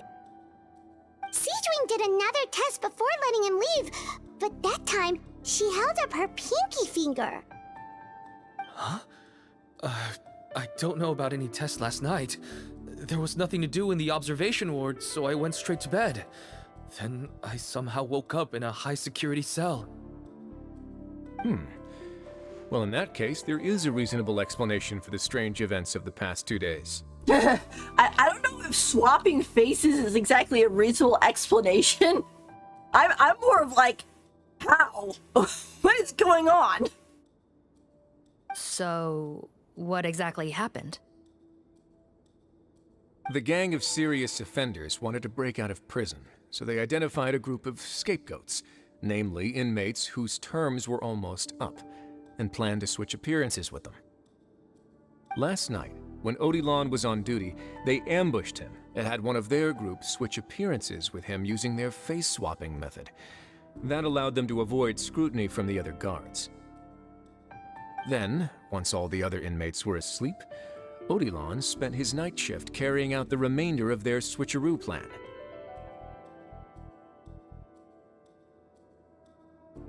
So was the one we were talking to, was that the real Odalon, or was it one of the inmates? That's kind of confusing. However, they made one mistake. Henri changed his appearance to match Eric's earlier than he should have done, and ended up being spotted by the real Eric. Real Eric came to the guards for help, but we didn't know then what we know now. So we put it down to hallucination and sent him to the observation ward. However, since one of the gang members was posing as a guard, they simply changed real Eric's appearance and had their Eric take his place, muddying the waters even further. Right, because I put Eric on the observation list by then, and no inmates on that list can be processed for departure until I've discharged them. Hence why the imposters had to pull that little stunt to get fake Eric off the list. Yeah, it all makes sense now! The Duke cracked the case! Of course, now we still have to figure out how exactly were their faces changed. Well, I can't fault the reasoning. But I'm afraid that we ruled out the possibility of face switching very early on in this process. Like how they do that and how we get it back. Criminals altering their facial appearance to commit crimes is nothing new. In fact, one of the explicit duties of the Malazines in the Marachose Phantom is to identify criminals in disguise. We carefully examined all the suspects, and there is no evidence that any means of disguise were used in this case. Huh. Well then, how do we explain all this? So far, it seems more likely that the gang stole documentation belonging to the inmates due for release, and are using that to commit identity fraud. Actually, there is a potion that can completely change someone's appearance. If they use that, even a Malazine wouldn't be able to detect it. Yeah, because Sigewinne took it. A shape-shifting potion? Forgive me, head nurse, but this is the first time I'm hearing about it. If such a potion truly existed, it would jeopardize our entire investigative process at the Marachose Phantom. Are you certain of this? Yes, I am. But... Please, trust me in my professional opinion as an experienced clinician. At the same time, without any solid evidence, it's pure speculation. If we can round up all the inmates suspected of switching places, then have a little talk with both sides, we might just get our answer. Yep, let's do that. Let's do that. Okay. Well, it was our negligence that meant we had to come and conduct these post-internment interrogations. And I know it's put you out. We'll do it your way. Your Grace, bad news. I paused the releases like you asked, but we were too late. A bunch of people already got processed 2 hours ago. Okay, here we go. Gotta go hunt those guys down. I checked the list, and sure enough, it's all the people who gave statements. 2 hours ago? That's before today's interrogations began. They had this all planned out. So there really was a switch after all. They really pulled the wool over our eyes on this one. We should be able to catch up with them if we leave now, right? Not if that potion is real. They can just switch faces again after leaving the fortress. And if the Marachose's Malazines can't even spot them, we wouldn't know where to start searching. Yikes! So we're at a complete dead end!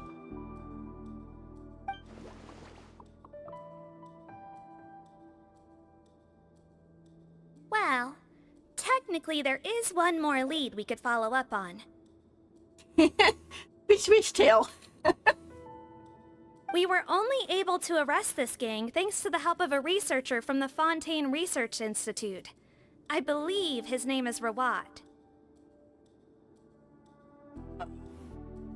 Oh? Rawat? Isn't that the handsome guy we met at that skincare promotion? Handsome? Maybe from a human point of view. I just remember that he specialized in potions. Oh, he swapped faces with somebody too. One of the crimes this gang is charged with is the manufacture and sale of illicit drugs. According to Mr. Rawat, They appear to have stolen technology he developed through his research and used it in their operation. Stolen. Aha. At first, Maybe. he thought it was a typical case of intellectual property infringement, and he tried to negotiate with them.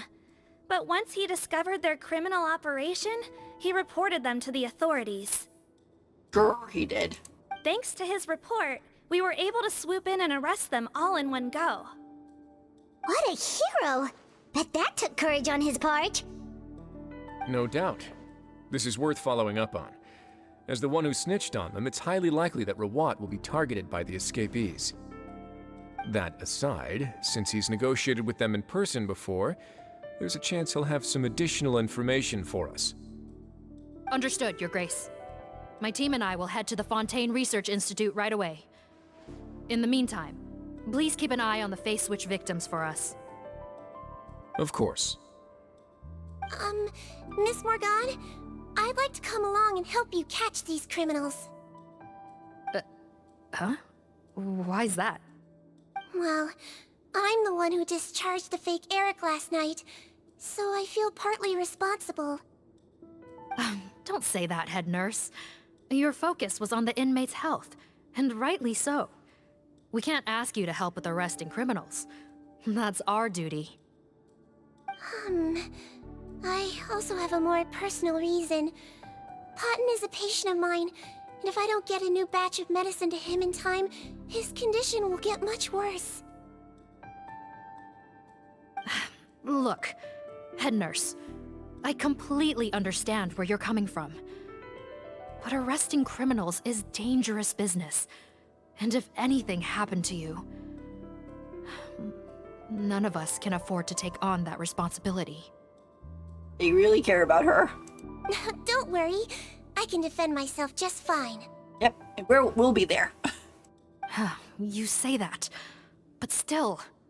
If I may, Miss Morgan, Sigewinne is the one who raised the potion hypothesis, and I'm sure she has far more expertise on the topic than your team. My suggestion would be to bring her with you.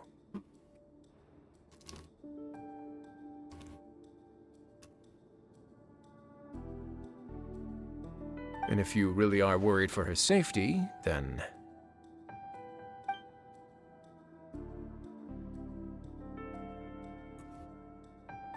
Paimon and I are coming along anyway. Yep, we sure are.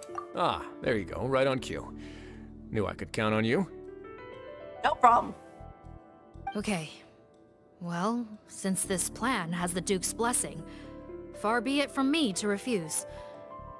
We should head off immediately. Time is of the essence.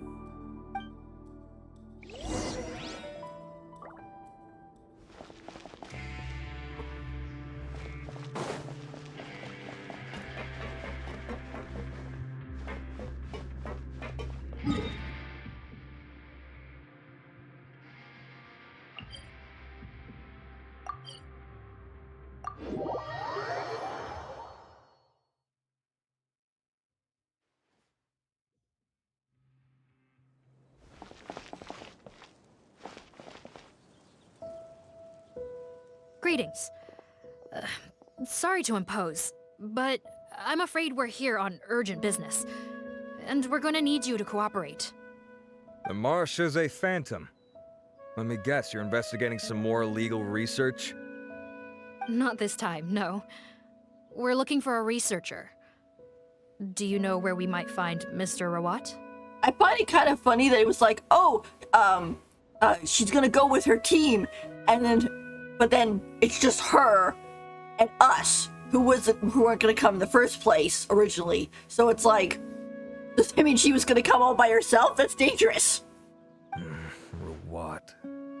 Oh yeah, Mr. Handsome, right? He actually doesn't work on site here very often. There's a handful of researchers in the nearby area who know him pretty well, though. You can see what they know. Just a handful? Paimon figured he'd be the most popular guy around. Well, I guess you could say he's popular, at least on a superficial level. He's blessed with good looks, so he tends to make a good first impression on people. But in all his time here at the Fontaine Research Institute, I don't think he's ever had a single deep conversation about his research with his peers. That's no way to make real friends around here.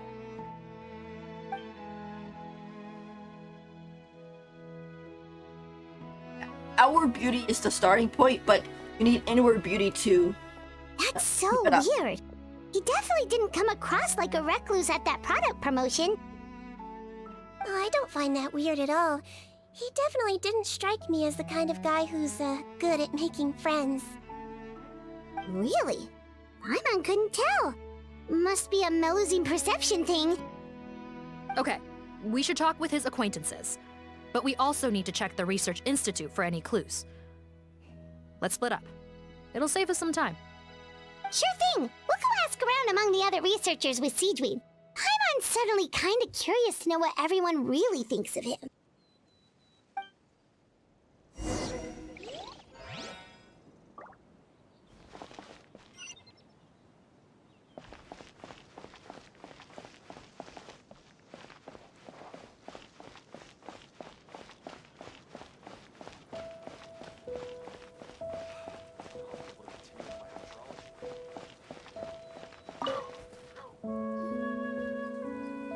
Excuse us, are you Audrey? That's me. What is it? Are you close friends with Rawat? We're trying to find out where he is. Close friends? You mean because I told him I had feelings for him once? I doubt I'm the first or last at the Institute to make that mistake. Why would you single me out as a close friend? I should have known, really. Men like him, they just enjoy being surrounded by fawning women. They're not interested in a serious relationship. Okay. We were just kind of wondering if you might know where we can find him. Why would I know where he's at? I barely know him, and he probably doesn't even remember me. Ugh, this is getting annoying. Shall we go ask someone else?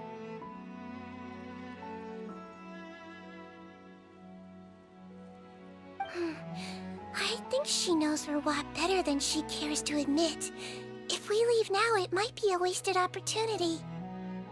Maybe, but we're not going to get much out of her while she's in this state, are we? She seems very, very bitter and, upset.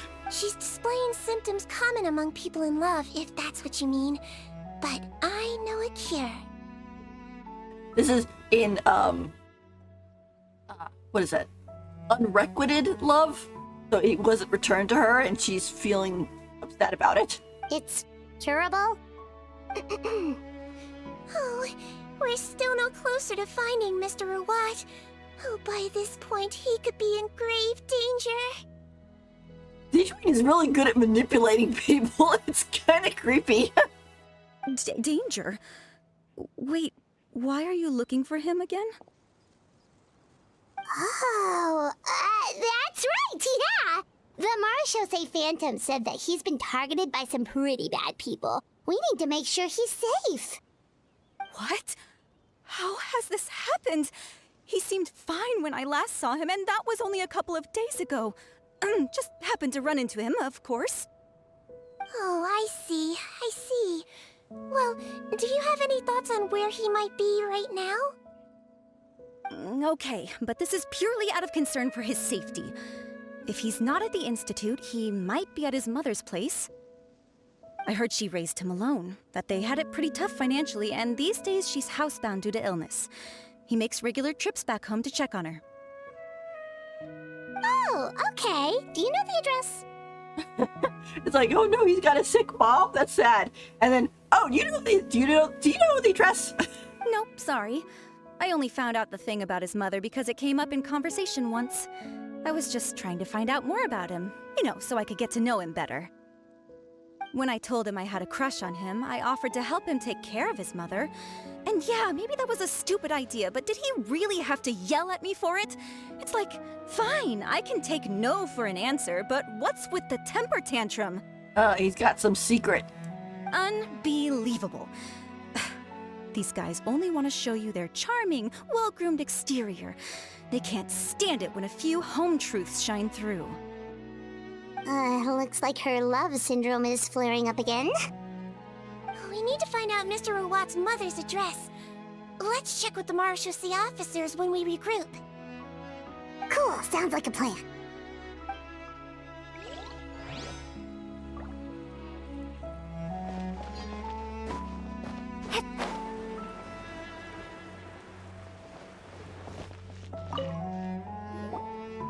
Hey there, are you in Teeb? What do you want? It's kind of funny when you look at the names. They are clearly like very French in spelling, because when you look at French words, they tend to put in a lot of letters that end up not being voiced to make the word look more beautiful. And so, like this one, like you say it Antibes, even though there's an S on the end, you don't say the S. So instead of it being Antibes, it's just Antibes. We're here to ask about Rawat. Any idea where he might be? We were told you were pretty close with him. Close? Not sure that's the word I'd use. He wouldn't even let me use his patent. Huh? It's been a good few days since I last saw him. I don't know where he's at. Go ask someone else.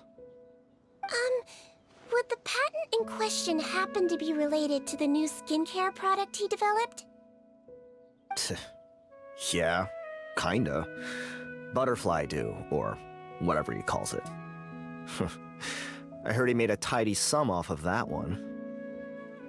Okay, now we're getting somewhere. Keep going. Most of the other researchers here focus on mechanics, energy, stuff like that. I get why he wouldn't be interested in having anything to do with them. But I'm studying coatings.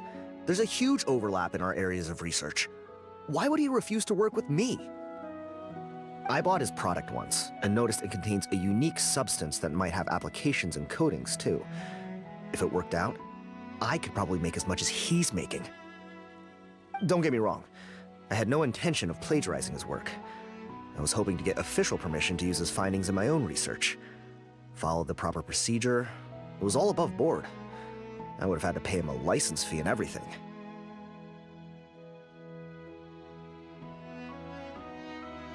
But despite that, he turned me down not once, not twice, but 3 times. It's like he's vehemently opposed to the idea of anyone else making the kind of money he does. Definitely hiding something. Huh, so is Rawat antisocial, or is this guy just jealous? Both of the above. Well, it doesn't look like we're gonna get any info about Rawat's whereabouts from him. Let's go! Wait, 1 second. Mr. Antibes, next time you go shopping, you should buy some Buell fruits. Peel the skin, steep in water, then drink. It'll help calm your mood. Huh? Yeah. Thanks. She's like, I want to give people help. Gonna have to cut this chat short. I have a patent application to write.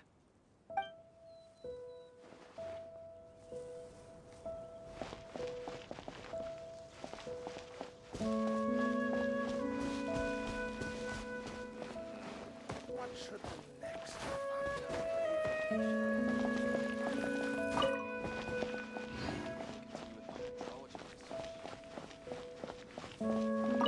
Well, I've told you everything I know. Don't you think it's time for you to go looking for him? Not that I care, obviously. I'm just interested in what they said, because I was like, hey, yeah, they could be saying something after we leave. And they're voiced, or it's voiced too, so.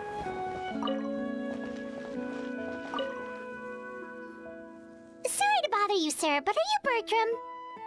Who's asking?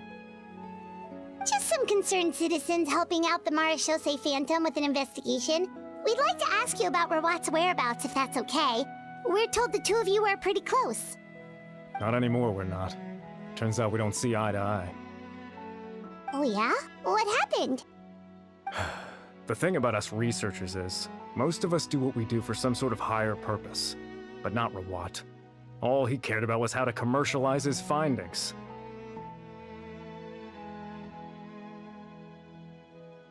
He won't even let you work with him unless you sign a confidentiality agreement first. Also, he has better control over who gets which intellectual property rights.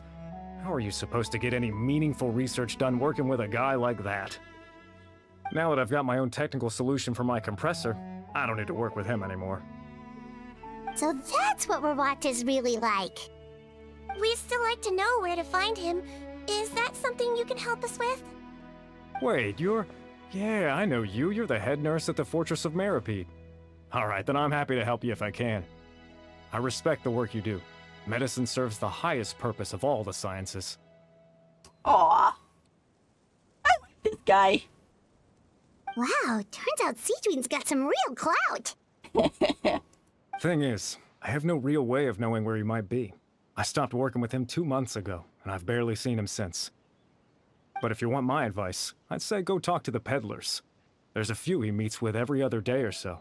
Maybe they know where he's at. Peddlers? Yeah, back when I was working with him, I noticed he met with them quite often. Wouldn't surprise me if they were involved in some shady business together, because it seemed like they went out of their way to avoid discussing anything in my presence. The little I overheard was about manufacturing and selling pharmaceutical drugs. Like I said, he's all about the money. Drugs? Doesn't he work with skincare products? Do those count as drugs? Who knows? I never cared to find out. He's the Morag rubber, not me. Thank you. You've given us plenty to work with. Welcome. Goodbye, and may we both reach new heights in our scientific endeavors. Well, that's all 3 researchers. Let's head back to the meetup point. Yeah, I have a feeling that he wasn't just like, oh yeah, I'm reporting these criminals. He was like actually working with those criminals, and then they decided to get rid of them by reporting them. If my research project works out, the development of underwater spaces should become much easier. Good luck, sir. He'll probably never see you again, but good luck anyway.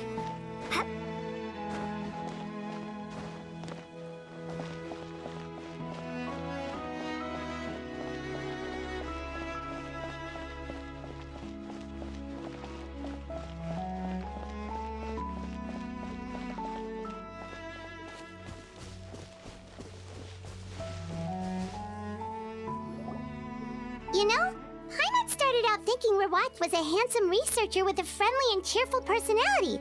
It's such a surprise to learn that his peers have a different impression of him. So, what's your view of him now, Paimon? A handsome researcher whose difficult upbringing turned him into a profit chaser with a chip on his shoulder?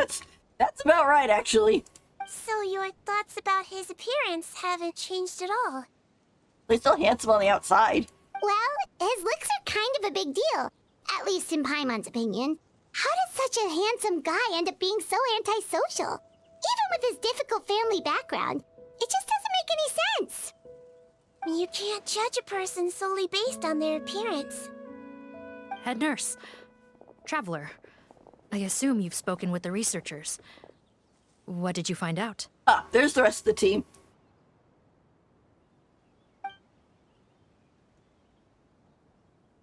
Bertram mentioned Rawat's involvement with some pharmaceutical merchants. Do you know if he's registered any pharmaceutical brands? Since he was a whistleblower on such a huge case, I ran a background check on him. I don't remember there being any brands under his name.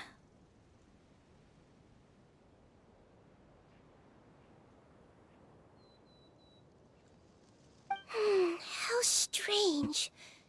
If he was so focused on commercializing his research and averse to sharing his technology with others, why wouldn't he have registered his own brands? Maybe he and his business partners needed to avoid public scrutiny? You think he may have colluded with the gang? Well, the crime was manufacture and sale of drugs, and that would certainly be in his wheelhouse. We can't rule it out.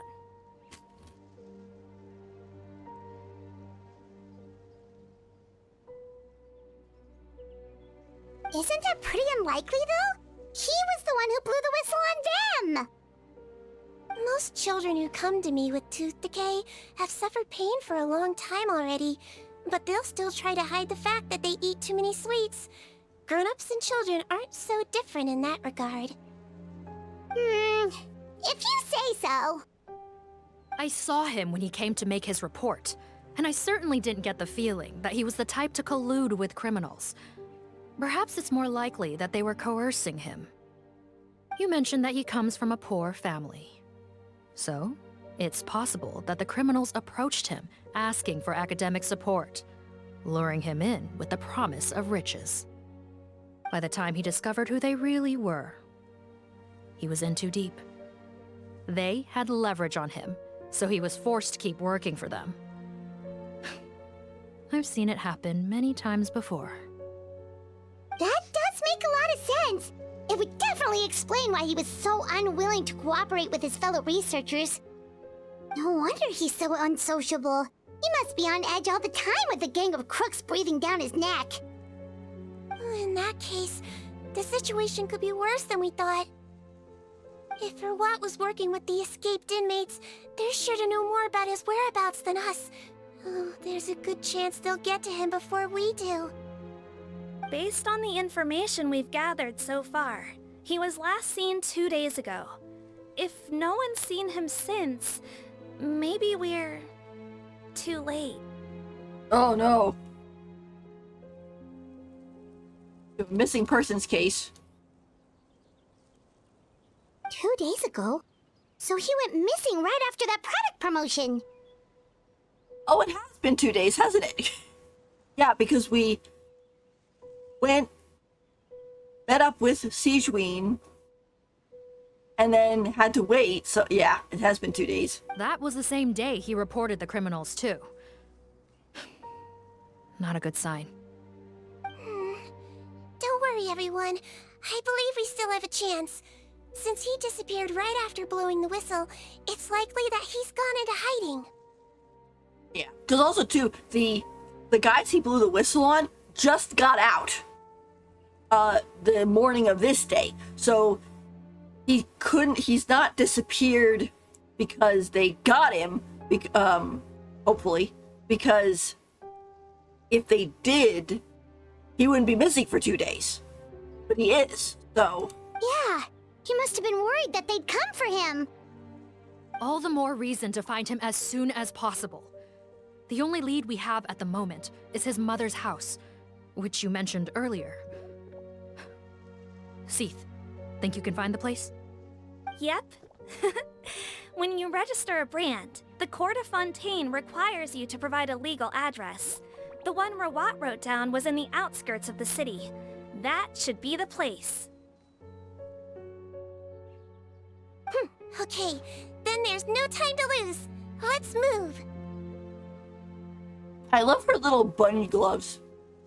Those are so cute.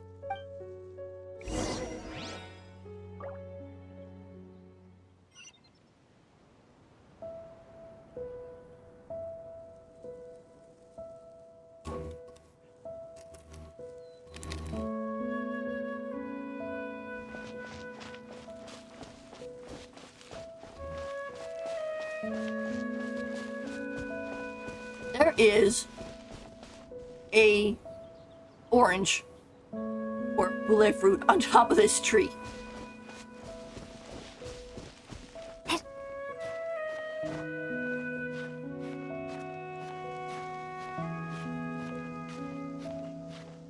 think I've gotten this before and just respawned, but... Nope.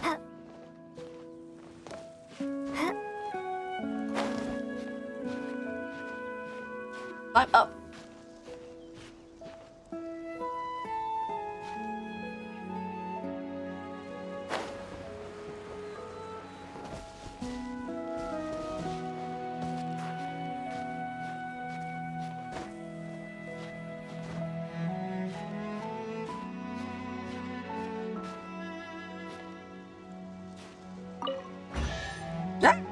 The chest. I had a feeling it was going to be some sort of puzzle or whatever. Especially when it got difficult to climb up there. He's this an answer from this world? No more prima donnas for Natland.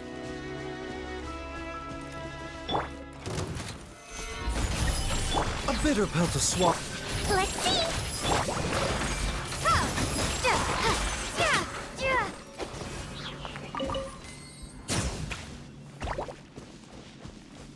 I'm going to come down and fight these guys because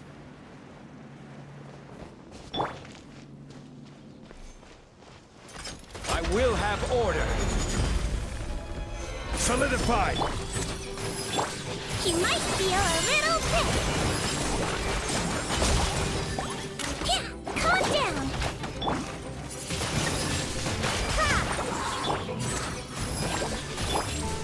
Stabilize.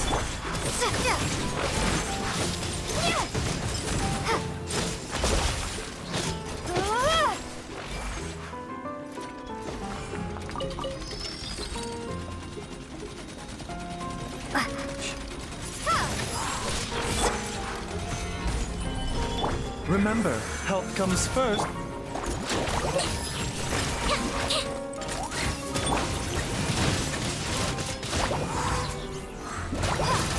The doctor was seeing. Solidify. oops, nope. Not want to act. I want to grab the drops.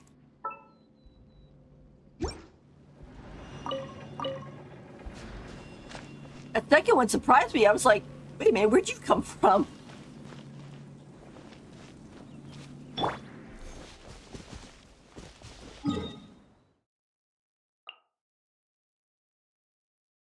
Oh, so that's who lives in that house.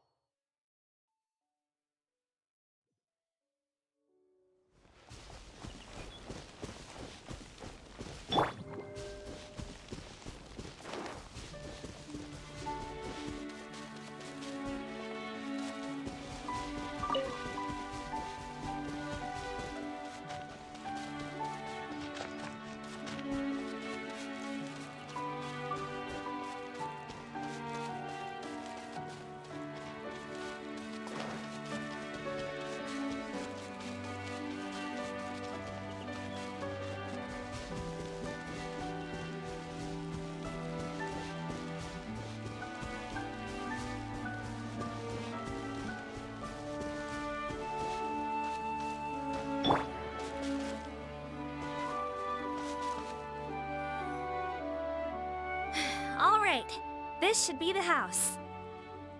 I'm pretty sure this was the address. Okay, I'll knock.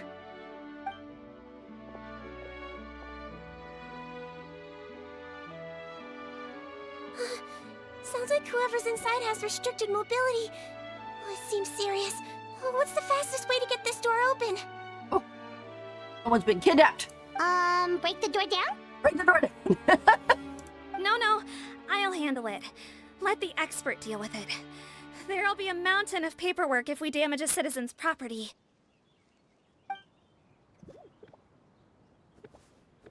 Pick the lock. Calm down. Deep breaths. Remember your training. Control your strength. And... it's open. Control your strengths. Oh, okay, so maybe she didn't pick the lock.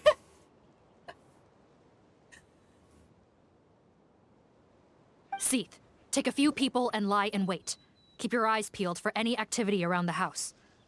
The Traveler, Head Nurse, and I will go inside. Really? You're paying us?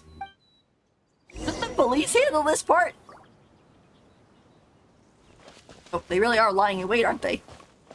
No, don't look this way. I'm supposed to be hiding, remember? Captain's orders.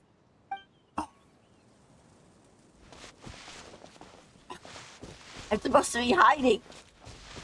Where's everybody else?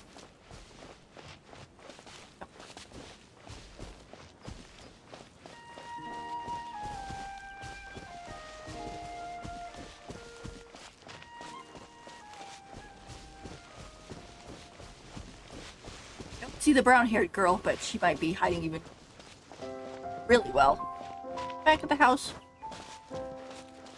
Oh, yep, here she is. She's just kind of watching it, but she's just kind of chilling here. Everybody else is like, no, crouching, and hers like she's just like, yep, I'm back here, managing the escape route.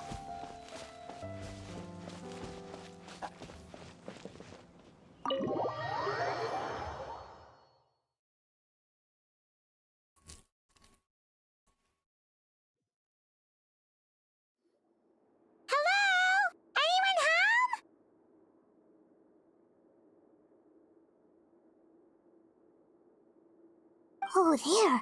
On the bed, there's an old lady. That's gotta be Rawat's mother, right? She doesn't look like she's in any state to be answering our questions, though. Oh, the mother thing is actually real. We could try, but she is very ill. We mustn't force it. Well, doesn't look like Rawat's here. She's the only one we can talk to. This is a nice house. Yep. Allow me. Sigewinne, use your bedside manner. Hello, ma'am. Might I ask if you're Rawat's mother? We are trying to locate him.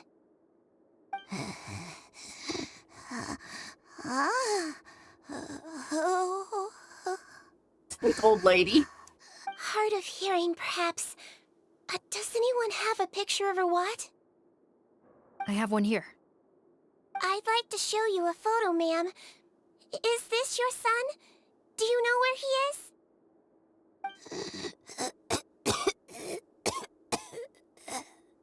Looks like this isn't gonna work after all. Well, looks like we're out of leads. If Rawat's not here, things are looking very bad for him. Is it possible he could have avoided returning here because he knew he'd be in danger? Maybe. But if so, where do we look next? Maybe we should take another look at the Institute. Yes, so. I suggest we all return there now. We found a good amount of useful information the first time, but perhaps there's something we missed. This is our last hope. Sorry, officer, but could I stay here for a while? This patient requires some care. Of course. Traveler, stay with the head nurse. You're technically here as her assistant after all. Yes, ma'am. Also, I'd like some Marechaussee members to stay as well, and keep an eye on the area. Why's that? If Rawat knows how serious his mother's condition is, he will return. Got it. Okay. I'll tell the squad members in hiding to stay put and keep a lookout. Thanks for helping me out yet again, Traveler and Paimon. No problem. No problem. But when you say her condition is serious, do you mean... Yes, she's barely clinging on to life. Oh. Let me take care of a few things first. Could you pass me the towel over there? Yeah, of course.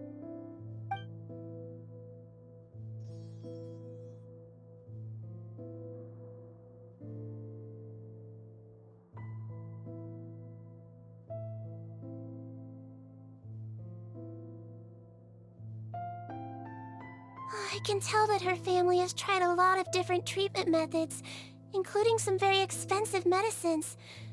Unfortunately, her condition is so multifaceted that a recovery looks all but impossible. Sigewinne, Paimon bets being a nurse must be pretty tough at times like this. Especially when people already are old. No. Yes, it makes me a little sad. In a Melizine's eyes, a human's birth, aging, sickness, and death are as much a part of natural law as sunrise and sunset. But human medicine can defy that law to some extent. In that sense, it is a science of miracles. That is why I became fascinated with it in the first place. But it was only after I truly became a doctor that I realized miracles don't always happen. Even the greatest doctors cannot cure all diseases. Sigewinne. Well, don't worry about me, Paimon. A doctor's duty is not to cure all diseases, but to treat whatever ailments they can. At the very least, I can lower her fever. That way she'll suffer less, and she might even be able to see her son. Yeah. All the more reason to find Rawat as soon as possible, even if we don't catch those crooks.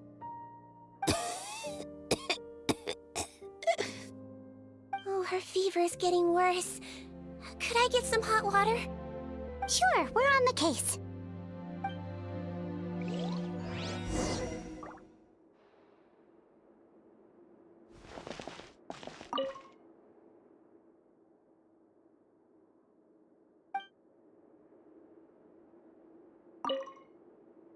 I'll take care of her. Fetch me some hot water if you would.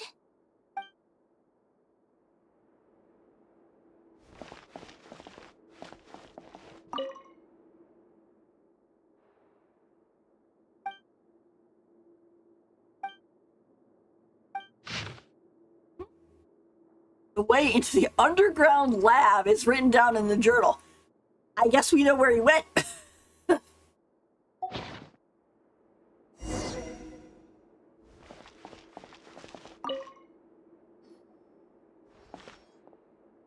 Found the hot water? Sure did. And look what else we found. Judging by this journal, it seems like Rawat has a private lab. There's a good chance he could be there right now. We gotta go tell Officer Morgan right away. Oh, that's great news. But hold on just a moment. The wet towel is ready. I'm giving you another injection. Are you feeling better now?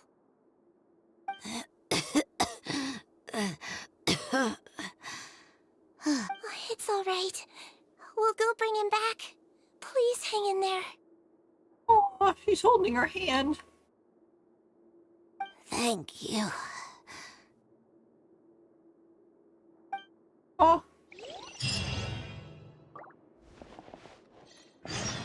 There, ma'am.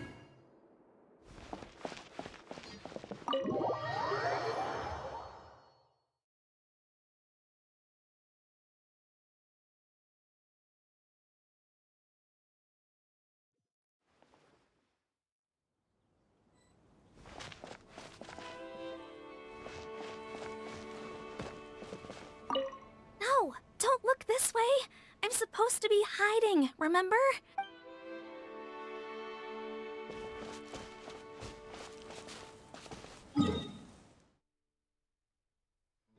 That secret lab is definitely far enough away, isn't it?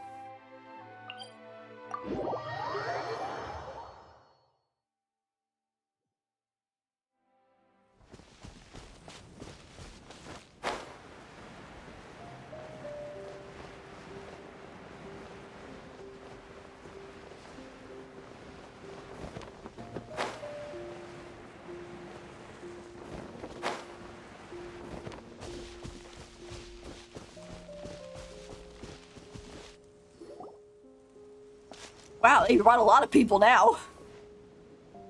It's Officer Morgan! They're already here!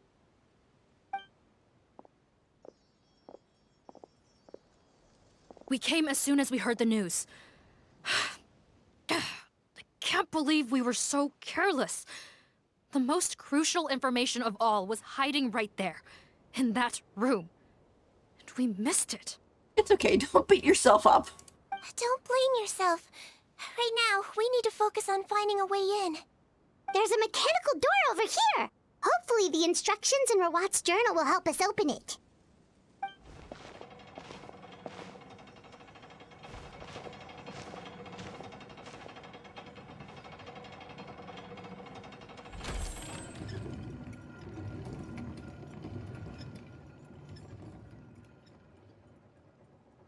It's open. Let's go in.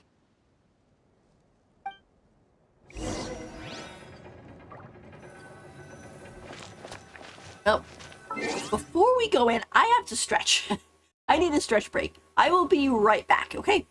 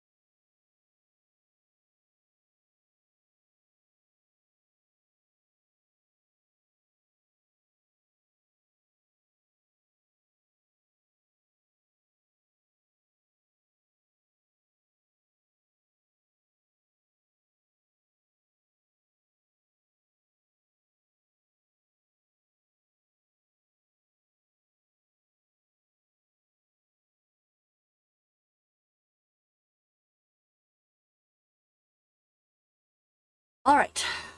So we're back. Time to go into the secret lab.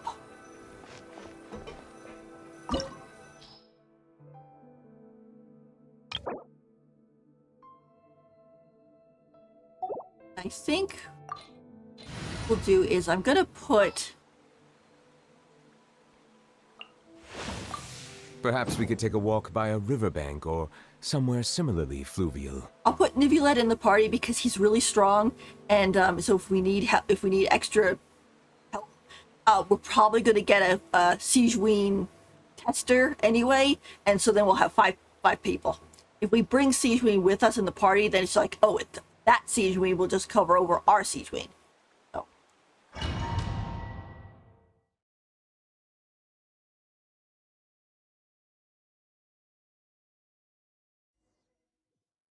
Yep, see, I was right.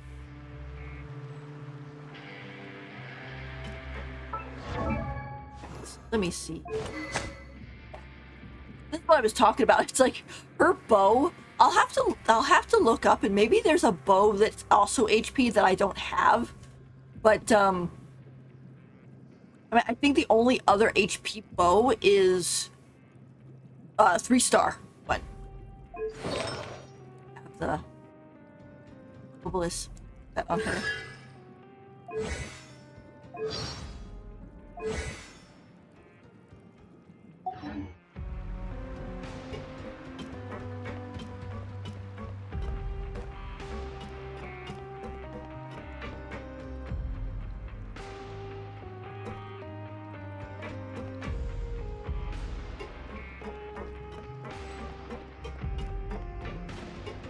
How did they get in here? Captain, up ahead! Those look like our fugitives! So they found this place too? Don't let any of them escape! This is order. Gather! Oh yeah, 'cause the one guy looks like the guard. Let's see.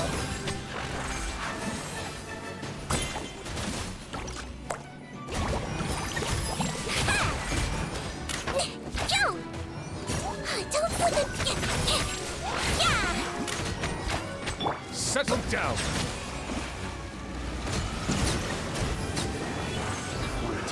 Another test subject. Be sanctified. Like, you hurt my daughter, I'm gonna hurt you. Ice my hammer. Mind the side effects. Silence.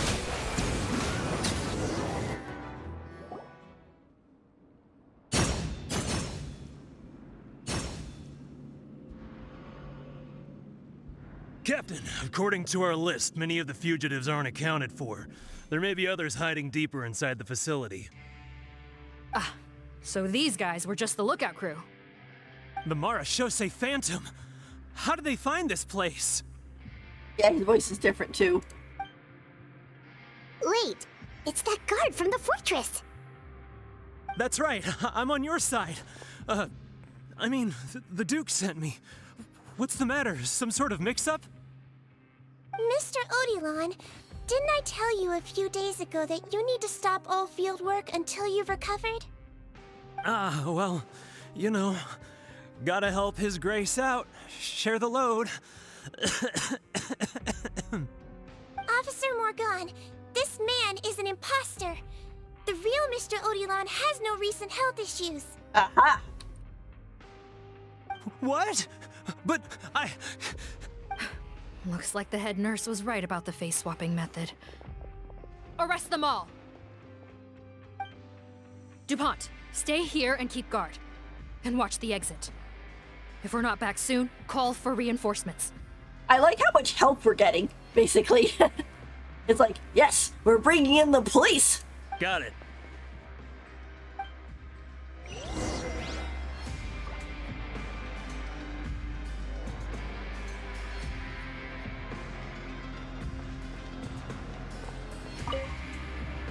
Don't worry, I got this covered.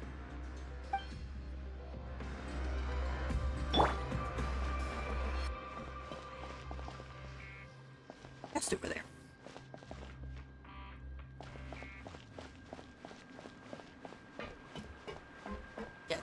Tsuki's pretty good at manipulating people, isn't she? But she doesn't do it to be, like, mean. She's doing it for their own good. Or to help out people, so...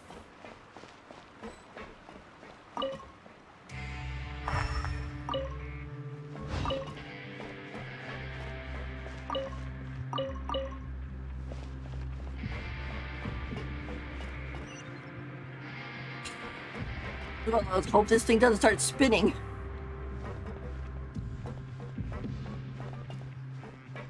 Oh.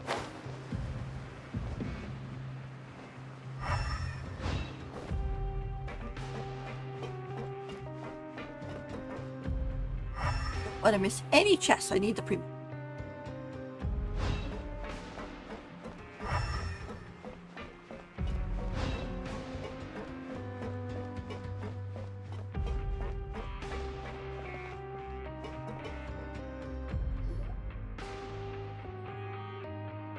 So many jars. Was this some sort of production facility? This scent, it's probably the ingredients used to make butterfly dew.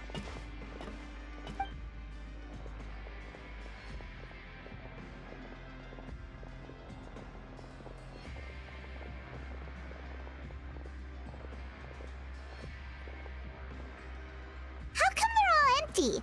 Did it sell so well that he ran out of supplies?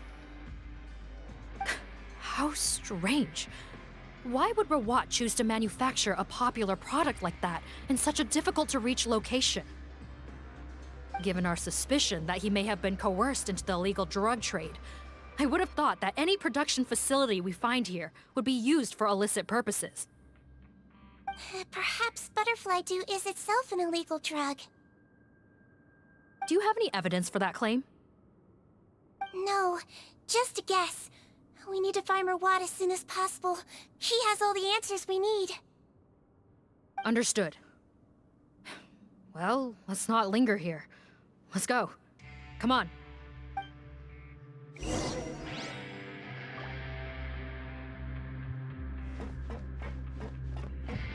When she said, let's go, I'm like, she's not gonna leave, right?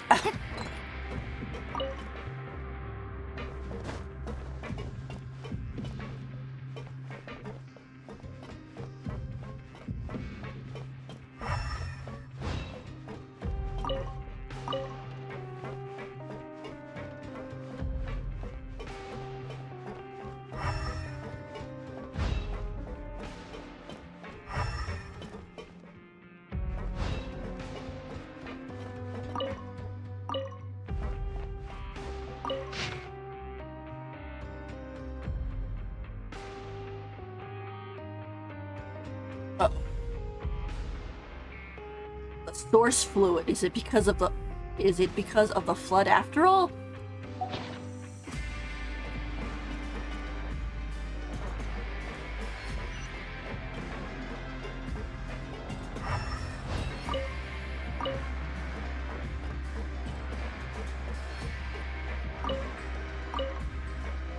I like picking up things in areas like this because we'll probably never be able to come back in here.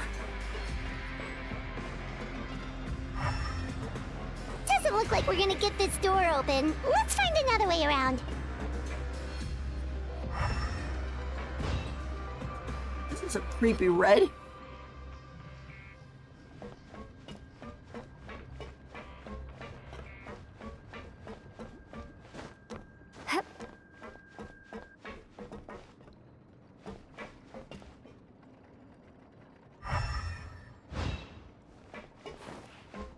This one's closed too.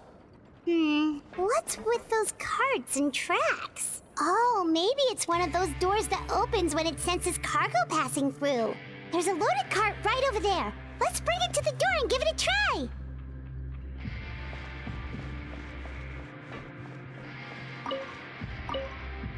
Also, I like looking at all the little crevices.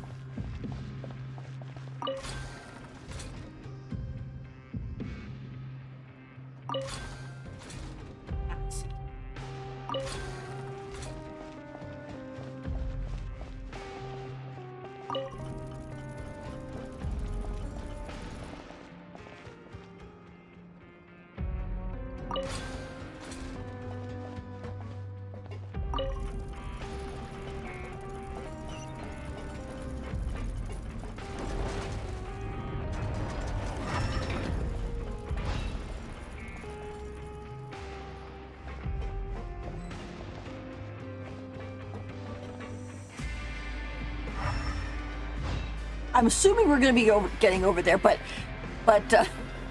this is like, why is it behind glass? Give me the chest.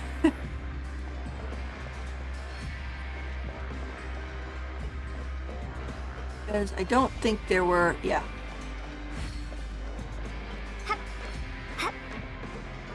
That would be behind this door.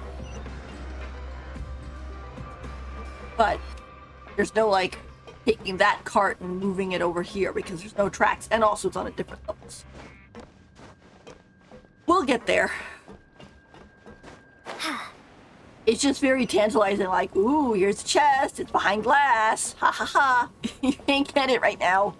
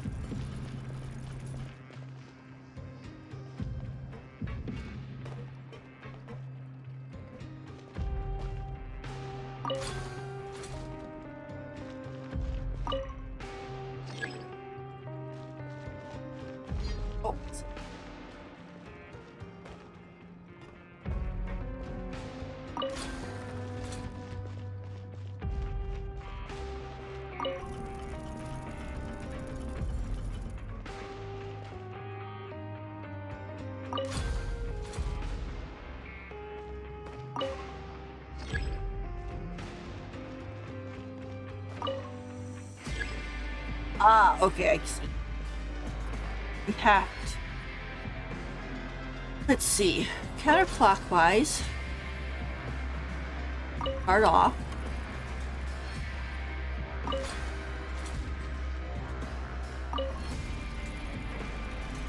Not gonna open for an empty card.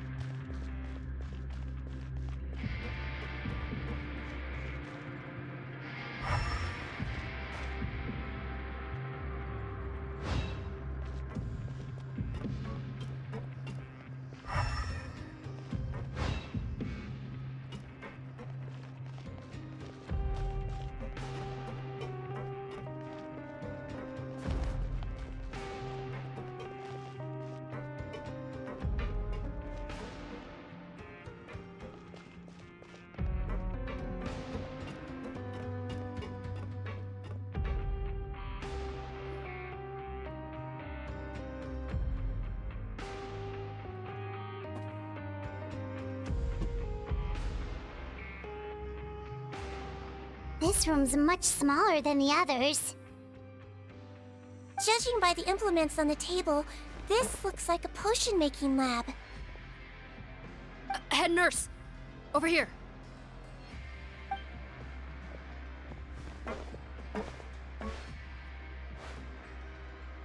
Let's see. Huh? Robot's clothes? Why would he change here? Getting kind of weird. Perhaps they stripped him down, left the clothes behind, and disposed of him somewhere else? Yikes, Sigewinne, where did that come from? Oh, what a tragic way to go. Especially with such a bright future ahead of him.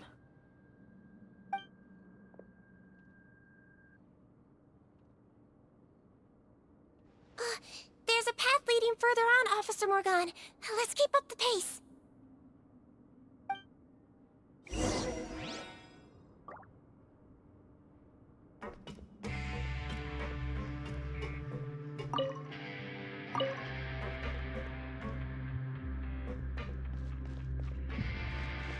I'd say these kind of like aquarium things, they look kind of cool though.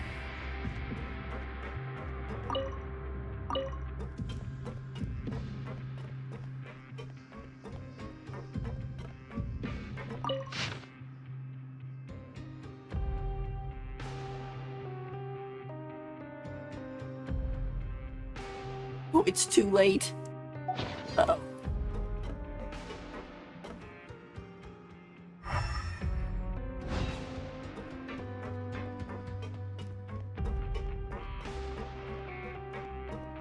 Oh.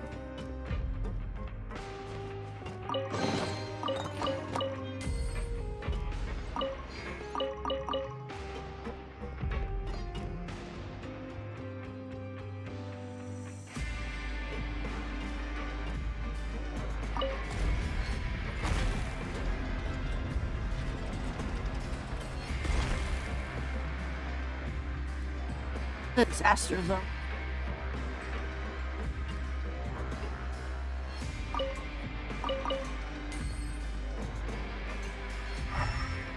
Especially with these broken ones, like...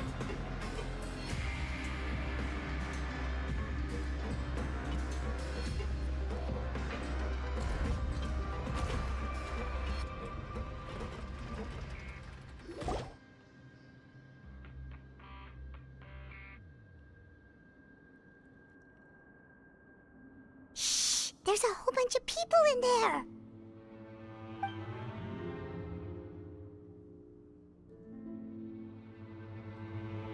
Are you serious? You're telling us that within a day, our faces are going to rot like yours? Fontanian physiology changed dramatically after that great flood, and it's not as compatible with this face-changing solution as before. The side effects are as you can see. Oh boy. Why didn't you say anything before we all used it? Look, my plan got you all out of prison, didn't it? You'd have much bigger problems to worry about right now if the Marechaussee Phantom found out about your other crimes. Consider an ugly mug getting off lightly. Ugh. You're just lucky we didn't leave you in there after you disappeared on us with no warning. We only let it slide because we're former partners. And now you have the gall to pull a stunt like this? Partners? Make no mistake, each of us is only looking out for himself. If you place too much trust in others, well, I'm afraid that's your problem. You hid things from me too. Remember how you each had a spare potion? You kept quiet about it until we planned the prison break? Oh, and you didn't have a secret spare? Then do you want to explain how you melted your face off before all this? Guys, that's enough. Calm down. It is what it is. Arguing won't change anything. What's the plan, Parton? I'm assuming you brought us here for a reason? There is no plan. We followed him here on the promise of more juice, but it turns out there ain't a drop here. Besides, what does it matter now anyway? He already said, even if we did get our hands on more of that stuff, switching faces again solves nothing. They're still gonna melt off eventually. I said enough arguing! Parton, tell us the plan. The most practical solution is to continue using the potion. Keep switching to a new face before the ulcers can start forming. Are you kidding me? This stuff was hard enough to get a hold of even when we had a supply. Now you're asking us to use it like skin lotion, after the flood all but wiped the supply out? Well, there is another option. But you'll have to make a deal with me first. Okay, now we're talking. What's the deal? I have a document I took from that researcher that details how to make a replacement. Just give me one bottle of the undiluted fluid, and I'll get to work. What's the problem? I thought you always kept reserves. Or do you really just have one spare bottle each? What do you think? That we were shipping them into the fortress of Meripede by the basket load? Well then, say hello to never showing your marred faces in public again. Ugh, I've heard enough! Get him! Let's see if that document even exists! Freeze! Marashosei Phantom! What? Who let them in? Officer Morgan, before anything else, please find out Rawat's status. What? I don't see him. Hand over the hostage now, if you want any chance of avoiding an extension to your sentences. The hostage? Spare us your condescending attempts to coax us back to our cells. You think we're looking to negotiate? Rawat is dead. Putton? Uh-oh. Arrest them all! Don't let anyone get away!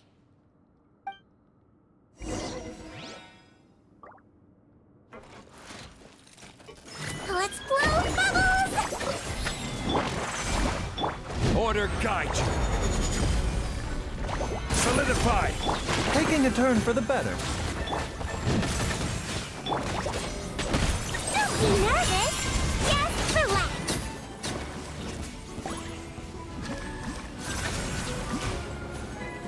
Calm down!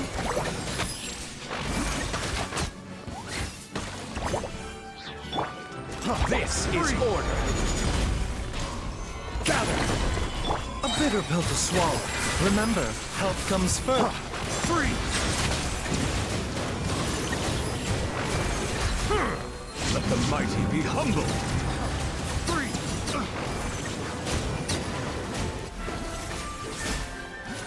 I will have Yeesh. order. How many of these dudes they have? Stabilize. The doctor was seeing. Taking a turn for the better. I swear, it's for medical research. Let's see.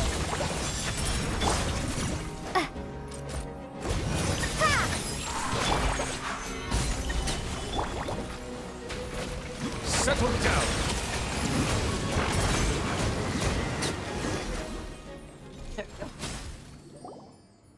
Huh.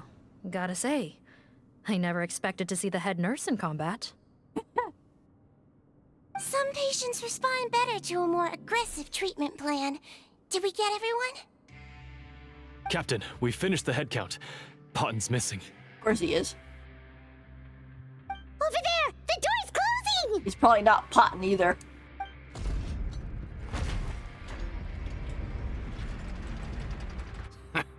One group trying to arrest me, another trying to hunt me down. Good. I gotta kill two birds with one stone. How did he get up there? There must be a secret passage somewhere. Find it! Don't waste your energy. I already sealed it off. How naive. We have more people outside. If we're not back out by the agreed time, they'll come to our rescue. Well then, you'd better hope they get here in time. Uh-oh. There's some kind of gas leaking from the pipes. Be careful, it's poisonous. This is our distribution center, where we store the product derived from our source solution. We had to use special fire prevention methods to prevent contamination. The pipe network here was designed to emit a gas for firefighting. One little modification later, and it makes an efficient death trap. Oh, wow, this guy's really bad. Why would you do this? Your partners are here too. Oh, please. If they can't supply what I need, they're of no further use to me. Besides, I can't have them exposing my potential whereabouts. He's a maniac! Come on, we gotta find a way to open that door! Go ahead, struggle in vain. Once the last of you croaks, no one will ever find me again. So long! Are you sure you're ready to leave, Potton? You haven't changed your dressing today. You can't cure my face. Just give up. And what if I could? Nice try. You're just trying to stall me. Don't you worry about me. I'll find a way to cure my face once I get out of here. Oh, I doubt it. After all, Fontanians can no longer dissolve in primordial seawater. What the... How did you... The key component of the face-changing potion is the fluid left behind by dissolved Fontanians. It might look like ordinary water, but it has some unique elements in it. Oh, that's creepy. Ew. Ew.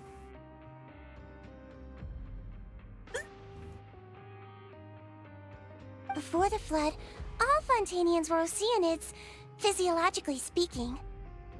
A potion made from that fluid could dissolve and reconstruct the face of a Fontanian in much the same way as hydroidolins change form. Theoretically, it could give someone any appearance they wished. But since the flood, Fontanians have become true humans. They can no longer provide the source material for this potion, nor reap its benefits. Are you saying this potion is made from Fontanians dissolved with primordial seawater? Then their crimes are far worse than I thought. Yeah, if they were kidnapping people and dissolving them to collect the water? Ooh. Oh, that's horrible.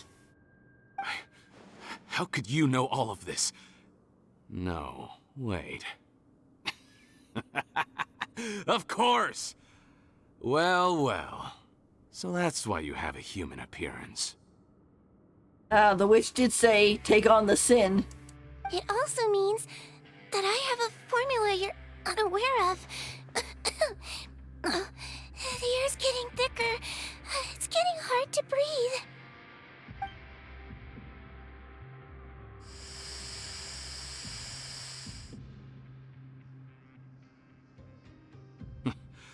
I might get to make a deal today after all. Alright, keep talking. How do you intend to give me the formula?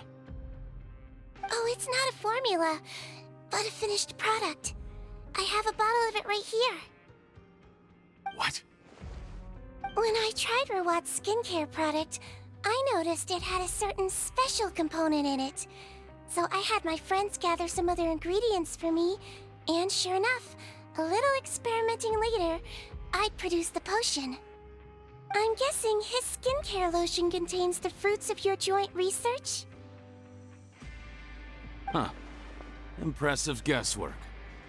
Yeah, we were his supplier for some of the raw ingredients. But it only contains a tiny amount of the active ingredient. The effect is minuscule compared to the undiluted fluid. Well, I found a way to reverse the dilution process, giving the skincare lotion a similar effect to the fluid it is derived from. That's impossible. If I tell you some of the ingredients, I think you can figure it out. First, you need to combine tinted hydrophantasm tissue with transoceanic pearls at a ratio of around 3 to 7. Tainted hydrophantasms and transoceanic pearls. I see. Can't believe I never thought of that. So, can we make a deal? Sounds good to me. There's a delivery pipeline beneath this window. Drop the potion in, and I'll release you all. I have a feeling he's lying, but... Nope, not trusting you that easily. You're like those naughty kids who try to hide their illness. Open the sluice gate first, then I'll hand you the potion. Even if you're not bluffing, your potion won't cure my face permanently. You really think you have any leverage here? I'm not closing the valve this time. Clock's ticking. Fine, then I'll just stand here with the potion in my hand. And when I faint from the poison, I'll drop it and it'll be destroyed. No.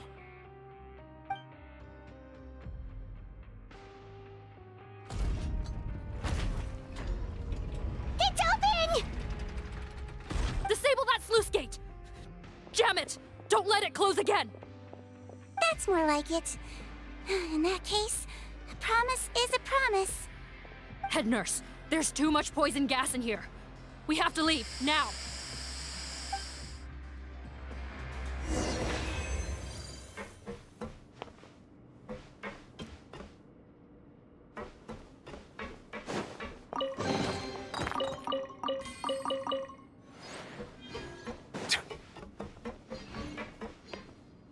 It's gonna force us to leave anyway.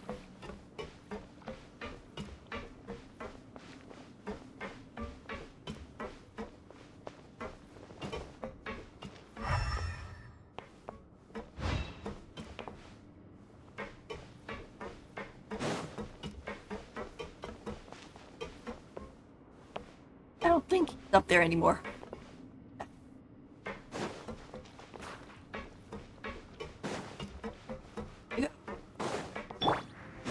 Sigewinne isn't in our party either anymore, so I'm like, oh, now I'm worried.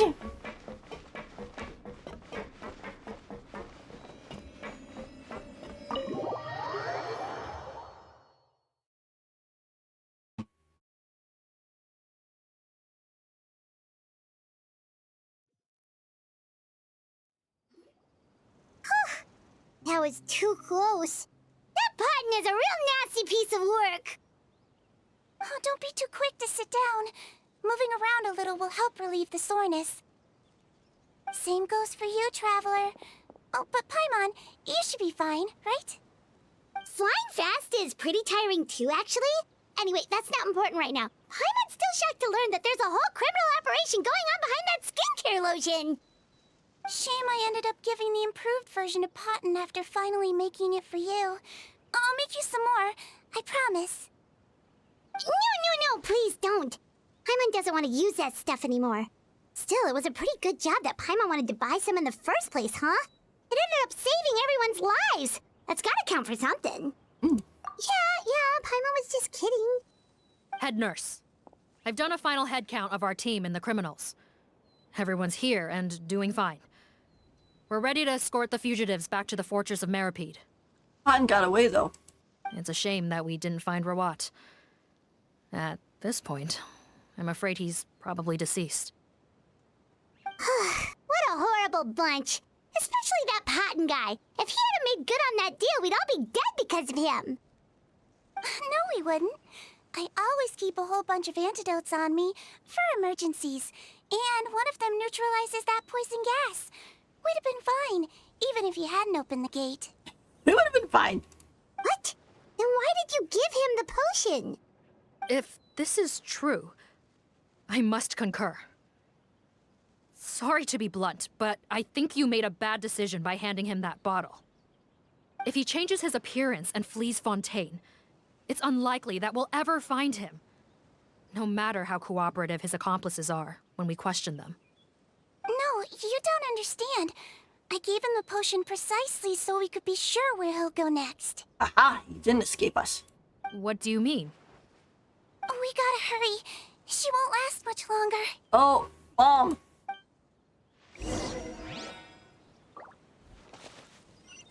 yeah, I have a feeling Potton is Rawat.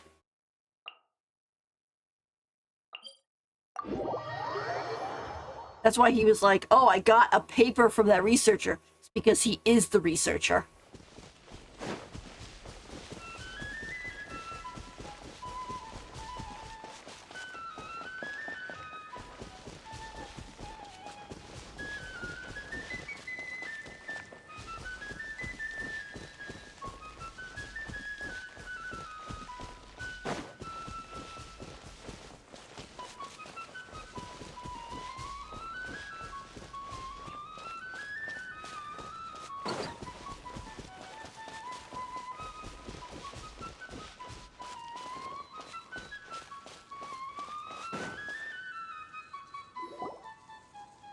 a muscle.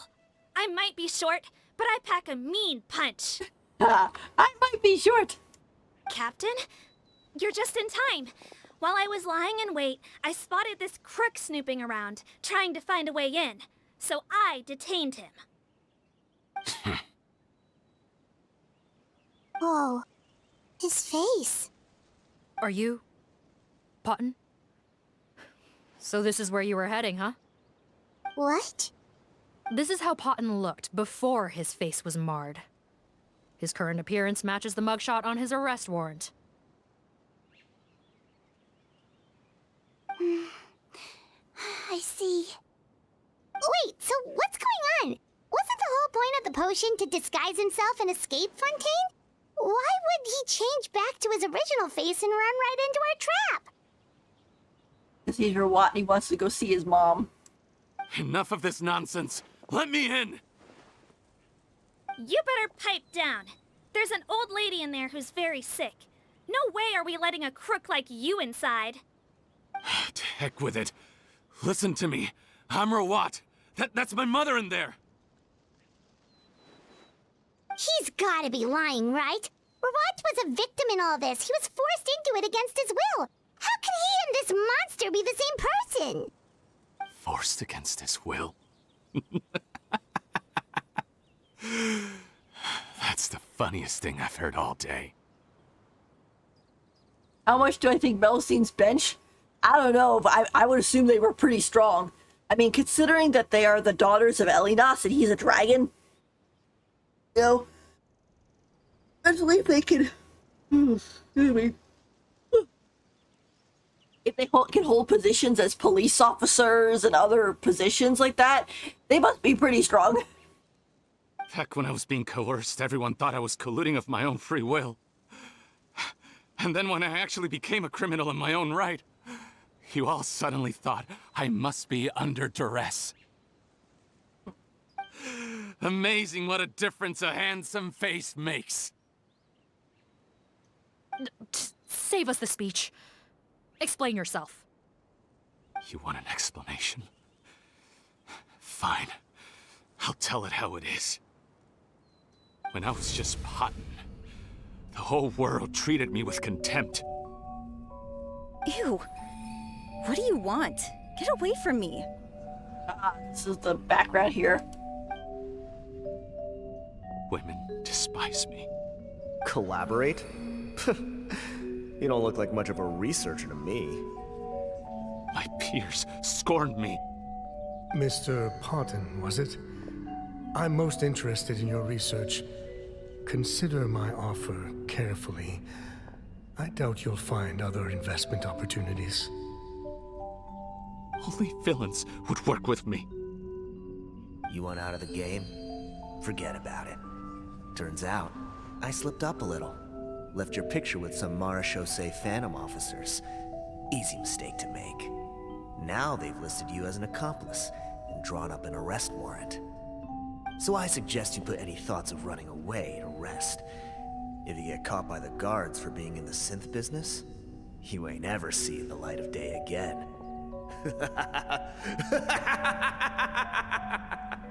Eesh. There was no way out for me. Until I could stop being Potton. Mr. Rawat, I have something I'd like to tell you.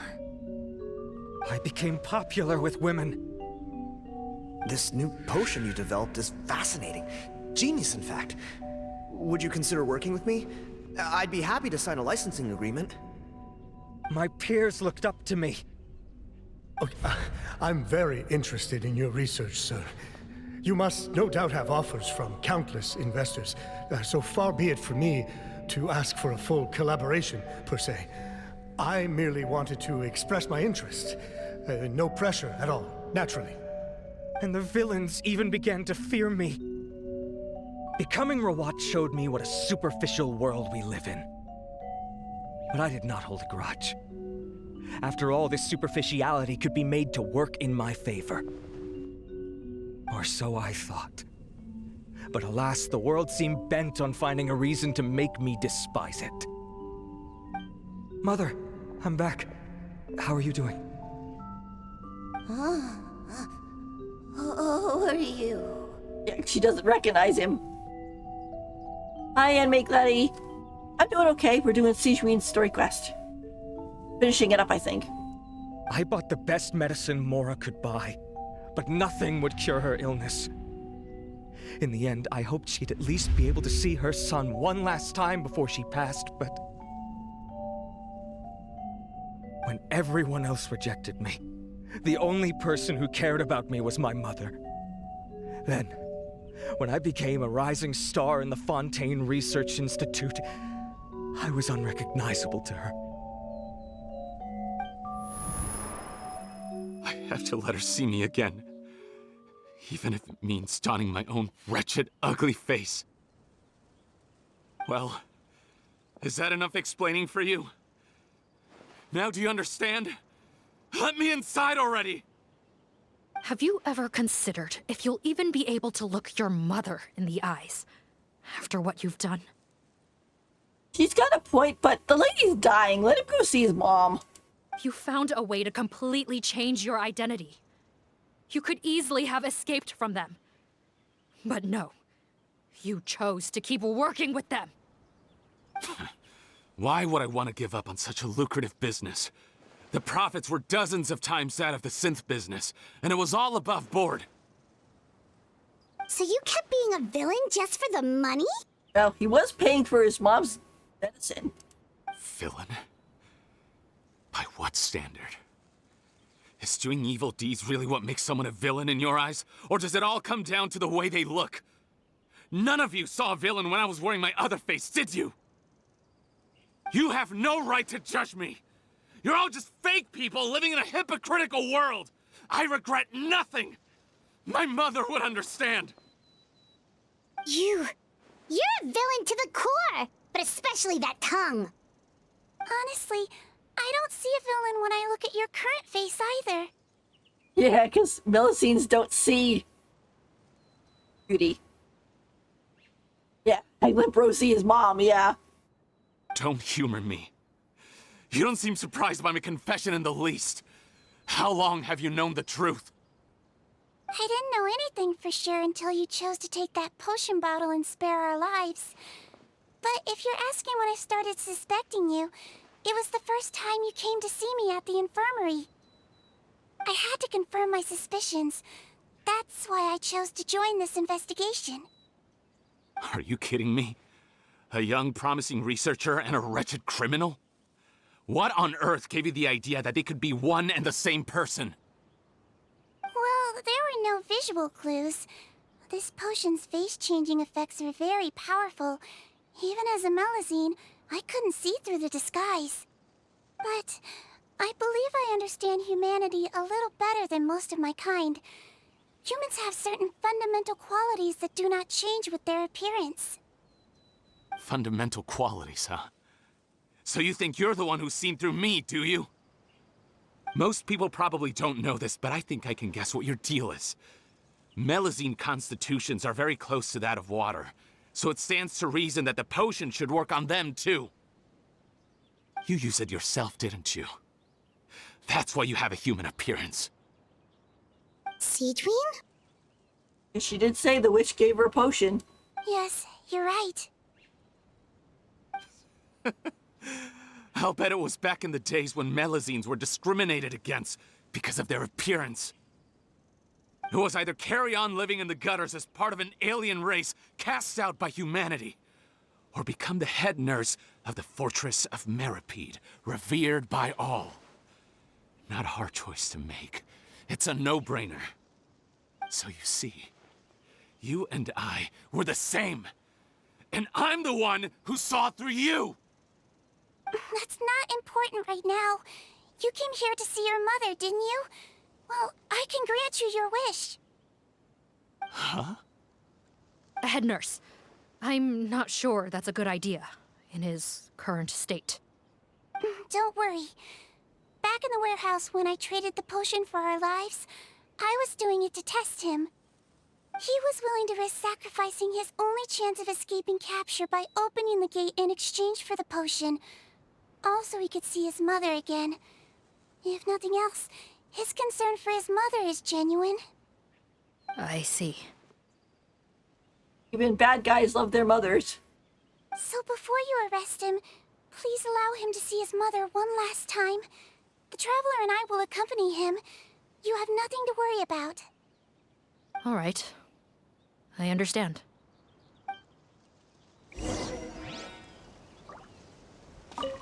I don't trust this guy much.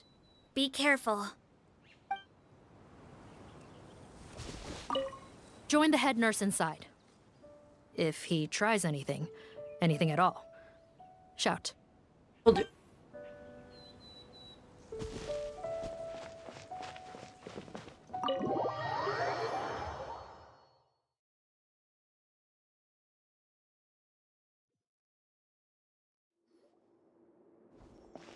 Mom? It's me, Potton, your son. You recognize me now, don't you?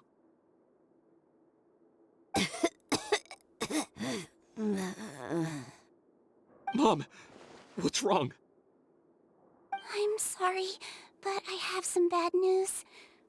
I examined your mother last time we were here, and it appears that due to her prolonged fever, she's lost her eyesight.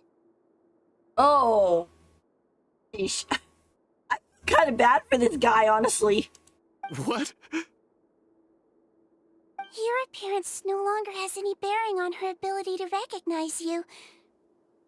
But there are always other ways to remind our loved ones who we are. Wouldn't you say? No, it can't be. Please, Mom, open your eyes.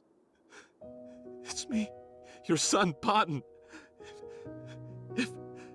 If you really can't see my face, then here, take my hand. Tell me you feel your son's hand. I've done so much to get to this point. Please, you have to recognize me.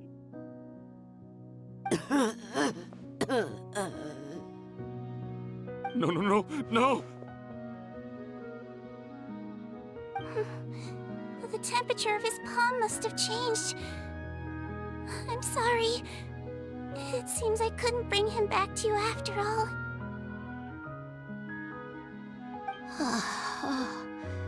It's you. Thank you.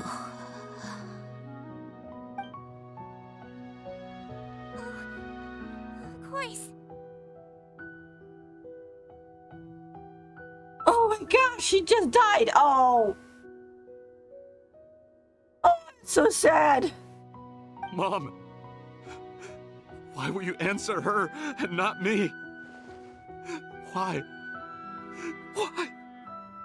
No more questions, Potton. She's gone. Mom?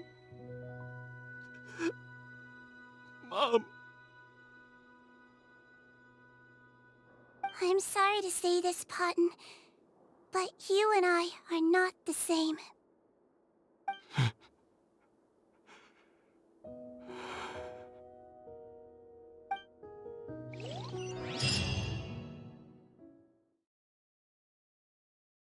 Oh, that poor dude.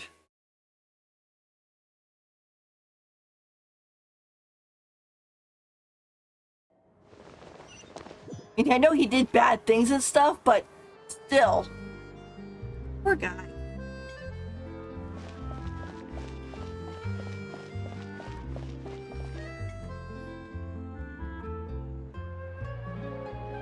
The wait is over, everyone! The sale of our new skincare product, Romaritime Essence, will now begin. Another skincare promotion! And it's selling as fast as last time. Wonder what people would think if they knew what was in the last batch. Oh, Sigewinne's here too! Hey, Sigewinne!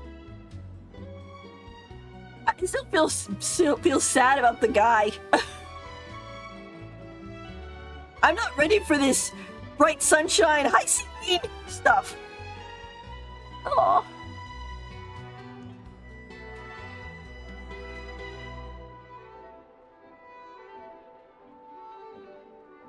I guess in some points you could say like, oh, this is karma for the bad stuff he did and him trying to kill us.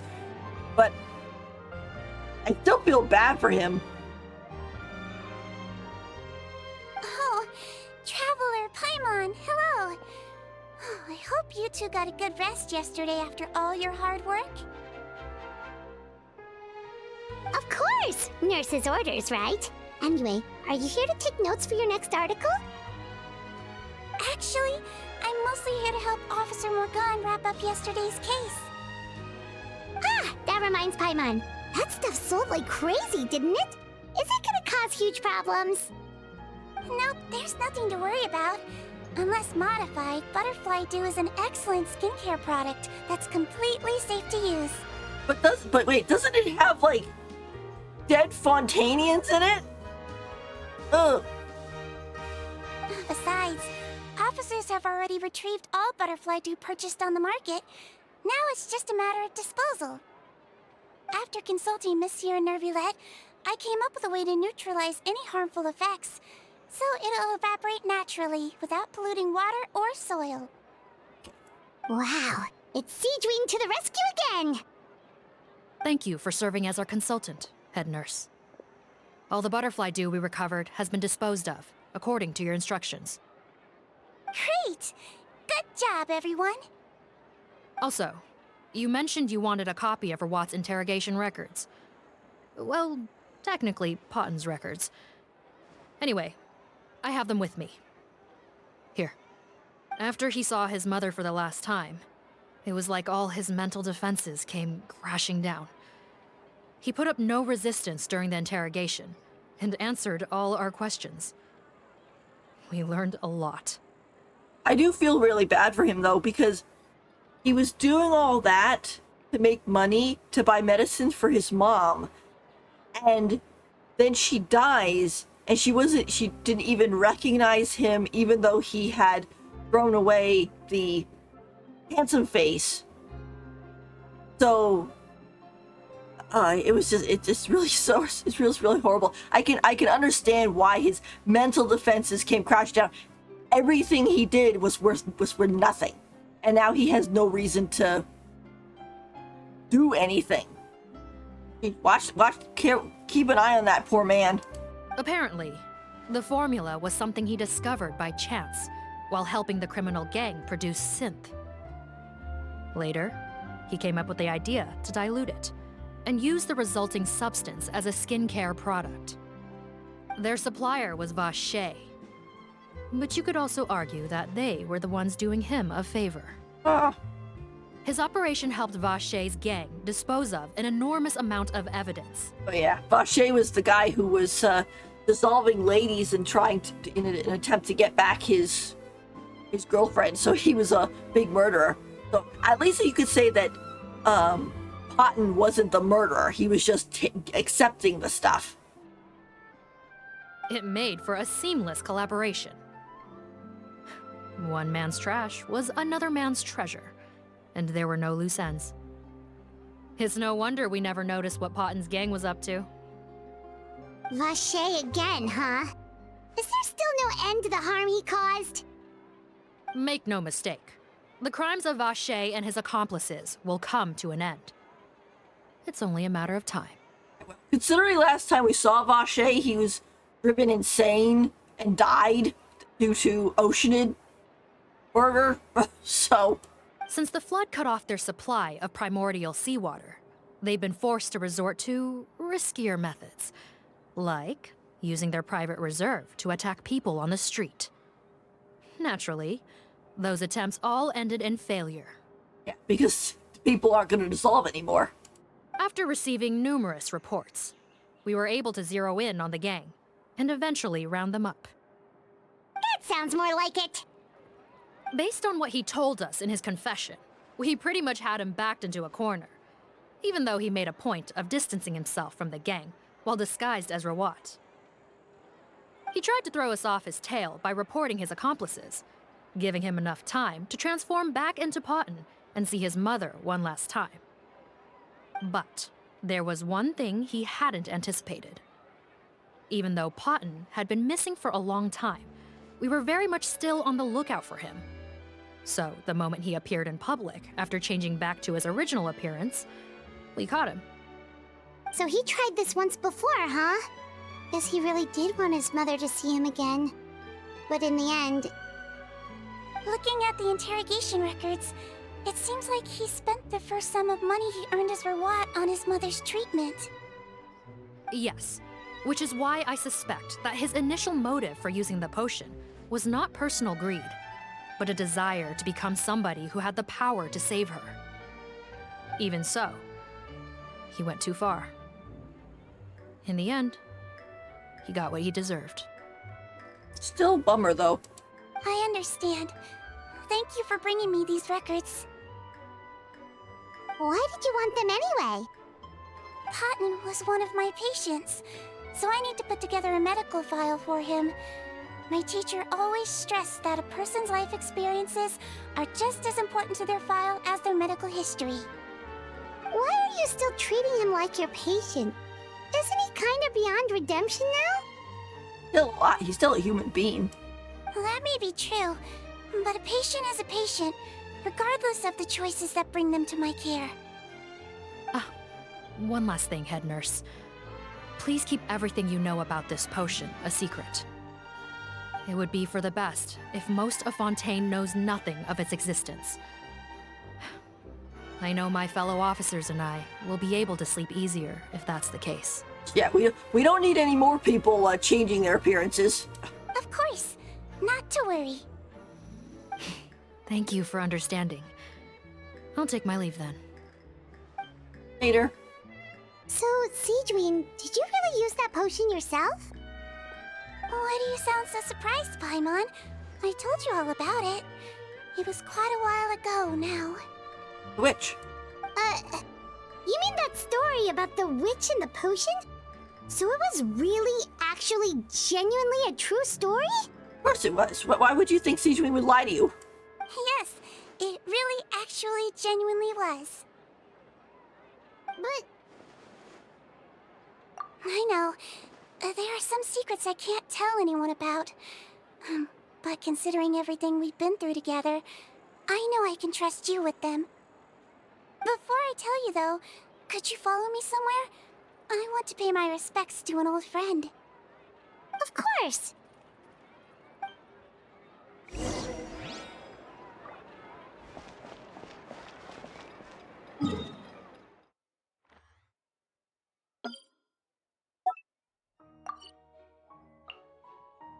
I have a feeling that this might be Emily's shop, but I'm not 100% sure. I do want to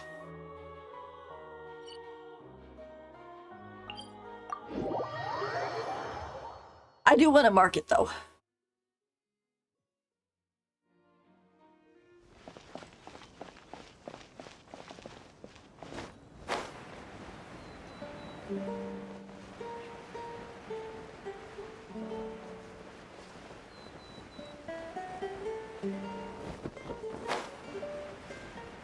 Maybe let down there?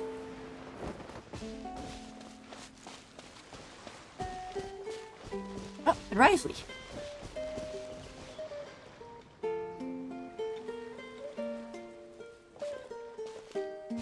Oh, Nervalette and Risley, they're here too! Good to see you, Traveler. Paimon. I trust all has been going well for you? Hey, you guys. Big news, everyone. The Udex is out of his office on important business. Oh. Is that genuinely something people would consider big news? He's actually asking. Why wouldn't they? Important business is a big deal. Ah, yes, you're quite right. When someone you care about requires emotional support, being there for them at the right time and place is of the utmost importance. Oh my gosh, are you two here to support your daughter? That's so cute.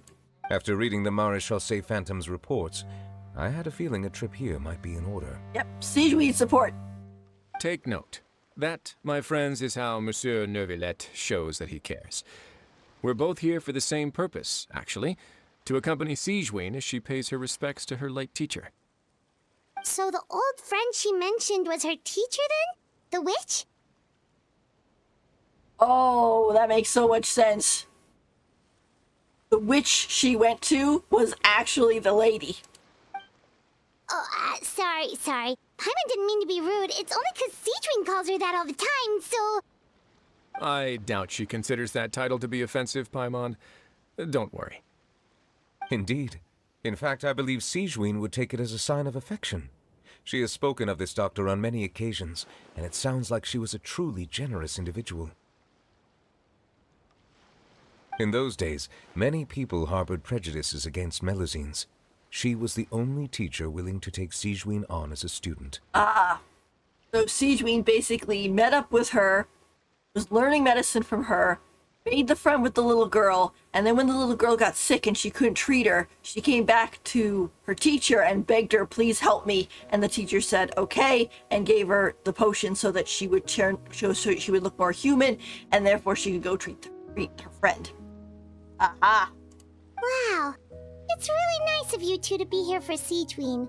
Guess you guys really look out for your younger colleagues, huh? Younger colleague? Well, that might be true for the Udex, but I'm not sure I can say the same. Yeah, like, there are a lot of... It's like, I'm the only one here who's, in my 20s. Sigewinne served a sentence in the Fortress of Meripede hundreds of years ago, and after she did her time, she decided to stick around. She's been an integral part of our administration ever since. Oh, so she also got put in jail, probably for taking the potion. Because it was made out of... Oh, gee. Strictly speaking, the head nurse has been around longer than most people in the fortress, myself included. Pretty sure that makes me the younger colleague. She served a sentence? Yes. Long before I became Udex, there was an ancient law in Fontaine that prohibited any attempt to transform another species into a human. Initially, I and most researchers believed this law to have been imposed due to ethical concerns. But now, it seems more likely that the law was nothing more than an insurance policy, a way for Egeria to ensure that her people would remain insulated from the truth, thus enabling them to lead more straightforward, happier lives. Ignorance is bliss, as they say. Sigewinne had her reasons for choosing to obtain a human form, but the act was nonetheless in clear violation of the law. Give me 1 second. I'll be right back.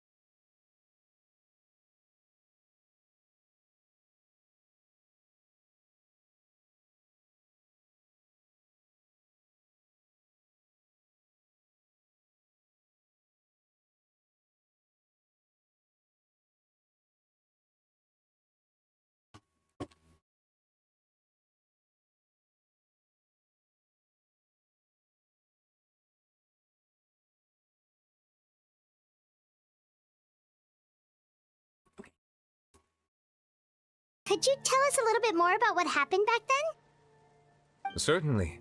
Sigewinne does not object to her close friends learning about her history. In fact, I first learned of it myself because she confessed the truth to me of her own volition.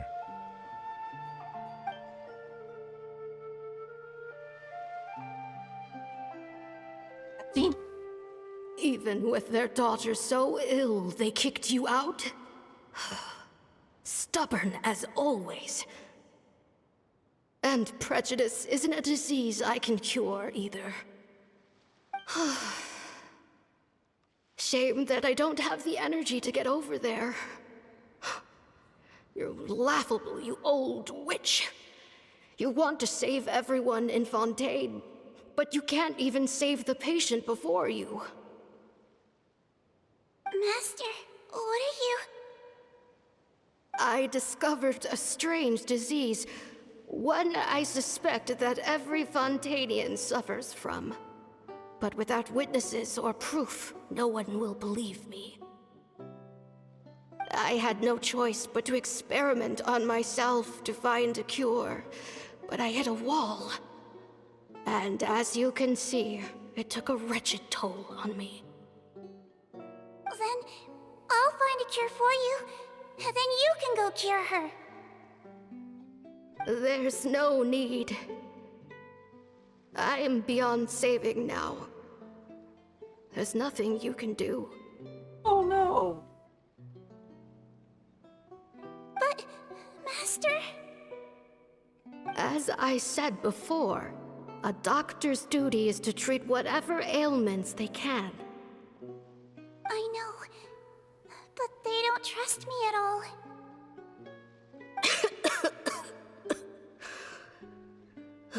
That girl. She's your first ever patient, isn't she? Tell me, what cost are you willing to bear to see her cured? I'll do whatever it takes.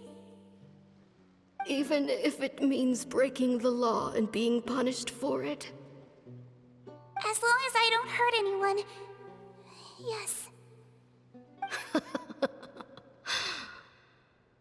Spoken like a true student of mine.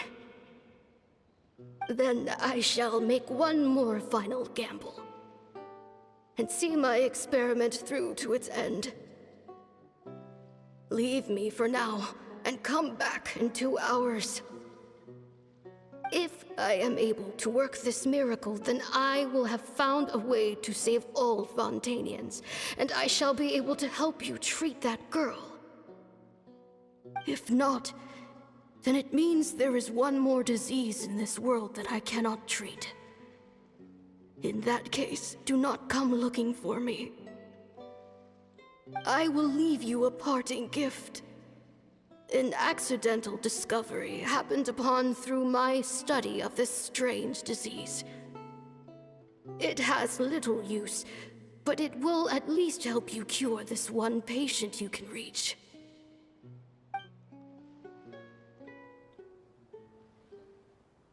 When Sigewinne returned, the miracle had not occurred. She found a potion bottle and a note on the table. After using the potion as instructed, she gained her current form, breaking Fontaine's law in the process. And after I had confirmed the veracity of the events, I gave my verdict. So that's what happened. You sacrificed herself. Oh boy, that's creepy.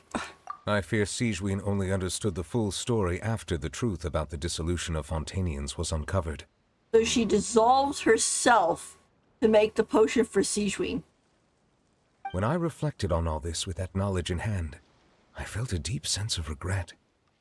As I use the law to uphold justice, there are times when I cannot help but acknowledge its ruthlessness.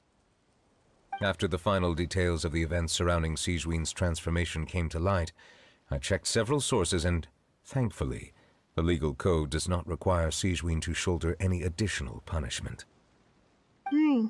Wonder how she feels about all this. Since she invited you here, I imagine she intends to speak of these matters with you, no?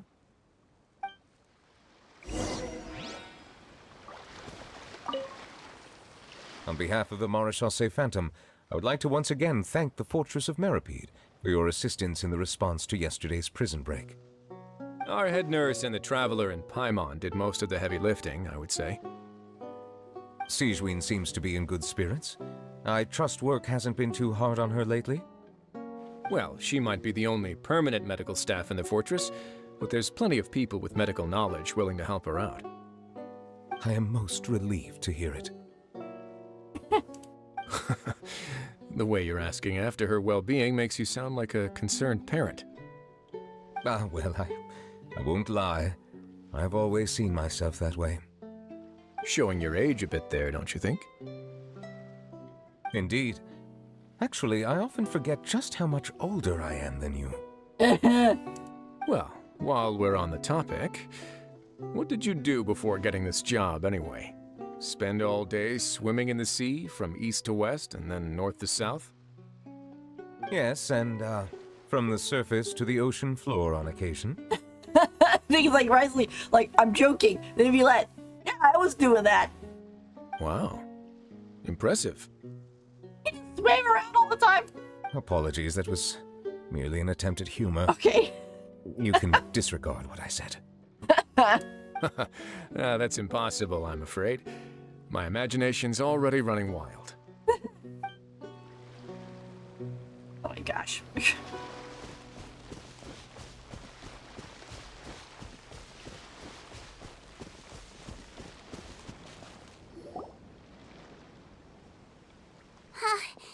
You're here. The old friend I mentioned was my teacher. When she passed, her body was nowhere to be found. All that's left of her is an empty tomb. And even that's deep underwater now. Sigewinne, the witch who gave you the magic potion, she was your teacher, wasn't she? Sounds like Monsieur Neuvillette filled you in. After learning the truth, it must have been hard to process, huh? Well, to be honest, after I realized what really happened that night, my first thought was that it kind of made sense. It seemed exactly like the sort of thing she would do. But she was planning to sacrifice herself and never told you. That's just who she was. If lying is what it took to get a kid to take their medicine, then that's what she'd do. Great doctor. Alright, but why did you turn yourself in? I broke the law, simple as that. My teacher made her choice, and I made mine. True.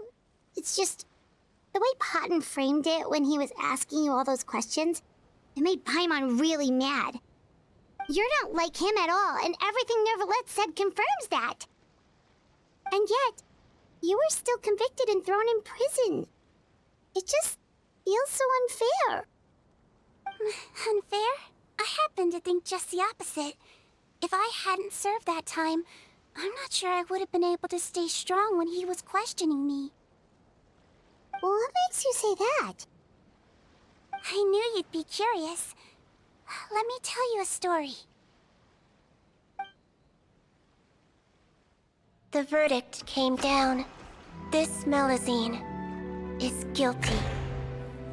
The Iudex defended the authority of Fontaine law, but he did not confiscate the Melazine's medical kit. And so, the Fortress of Meripede gained a new little doctor. She still wore her hood and raincoat, even though it never rained in the fortress. Perhaps thanks to her human appearance, no one refused her treatment. She treated more and more patients, and her sentence grew ever shorter. Finally, the people of the fortress could not live without her, and though her sentence ended, she did not leave them either. Then one day, she received an invitation from the outside world. The location seemed familiar, and when she arrived, an old lady was waiting for her. Oh, she saw right through the Melazine's disguise, but didn't reveal it. Instead, she asked a question. Tell me, why do you think you gained the respect of so many people, despite being a Melazine? Because I look like a human?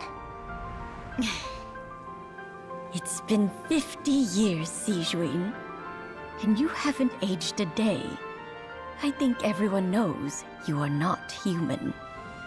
I finally found you, after all these years. I still remember, you know.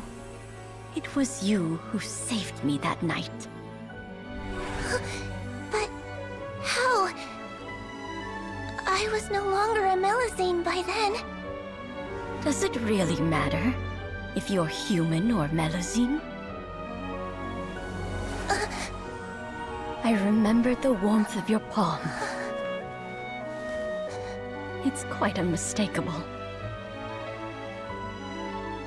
And you know what? It hasn't changed one bit. You don't have to hide anymore, Sigewinne. These days, everyone wants to make friends with Melazines. And I think that it's all because of you. I'm sorry I couldn't say this until now, but thank you, Dr. Melusine. Now that's an ending Paimon can get behind. Aw, you did get to see your friend again. Oh. After hearing everything Potton said, I wanted to tell him that it didn't matter who he looked like on the outside. But it was too late. The warmth in his palm had already disappeared. I tried to treat him, but the roots of his problem had nothing to do with his face.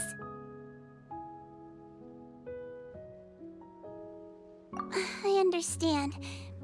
Thanks, you two. I appreciate you being here for me while I talk this through. Oh, it's nothing. Our pleasure. Oh, there's one more reason I invited you here. It's about time I finally give you what I promised. In order to restore the appearances of the face-swapping victims, the Marashose Phantom gave me special permission to make a few bottles of that potion. And I made one extra just for you two. I was wondering, I was like, I hope those guys who got their faces changed get to go back to normal. We don't need it though. Shouldn't we destroy it? Well, even if you chose to destroy it, I still thought I should give it to you first. You two did so much for me. How could I break my promise? Well, fair enough, but anyway, Paimon's definitely not interested in this stuff anymore. Still, if this is the very last bottle in all of Teyvat, getting rid of it would feel like kind of a waste. Maybe we can give it a special meaning somehow. Oh, Paimon's got it!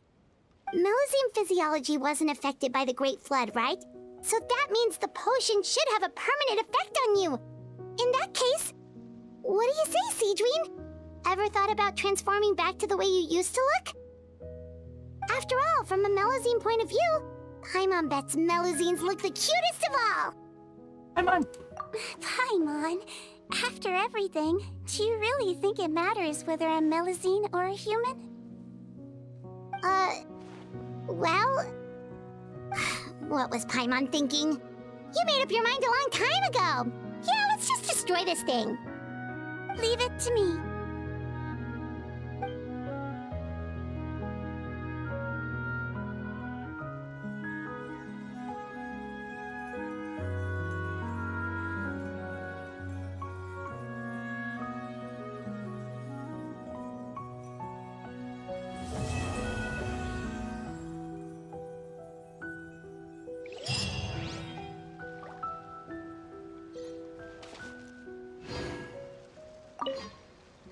I'd like to stay here with my teacher for a little longer.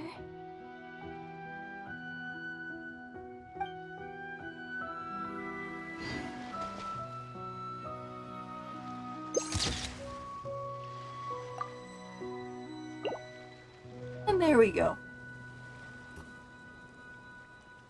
I thought it was a good story quest.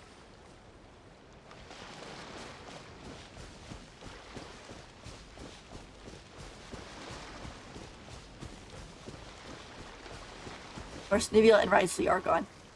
I'm actually kind of surprised that Sigewinne's still standing here. For the last couple of story quests we've had, the main character for that quest hasn't been hanging around, so...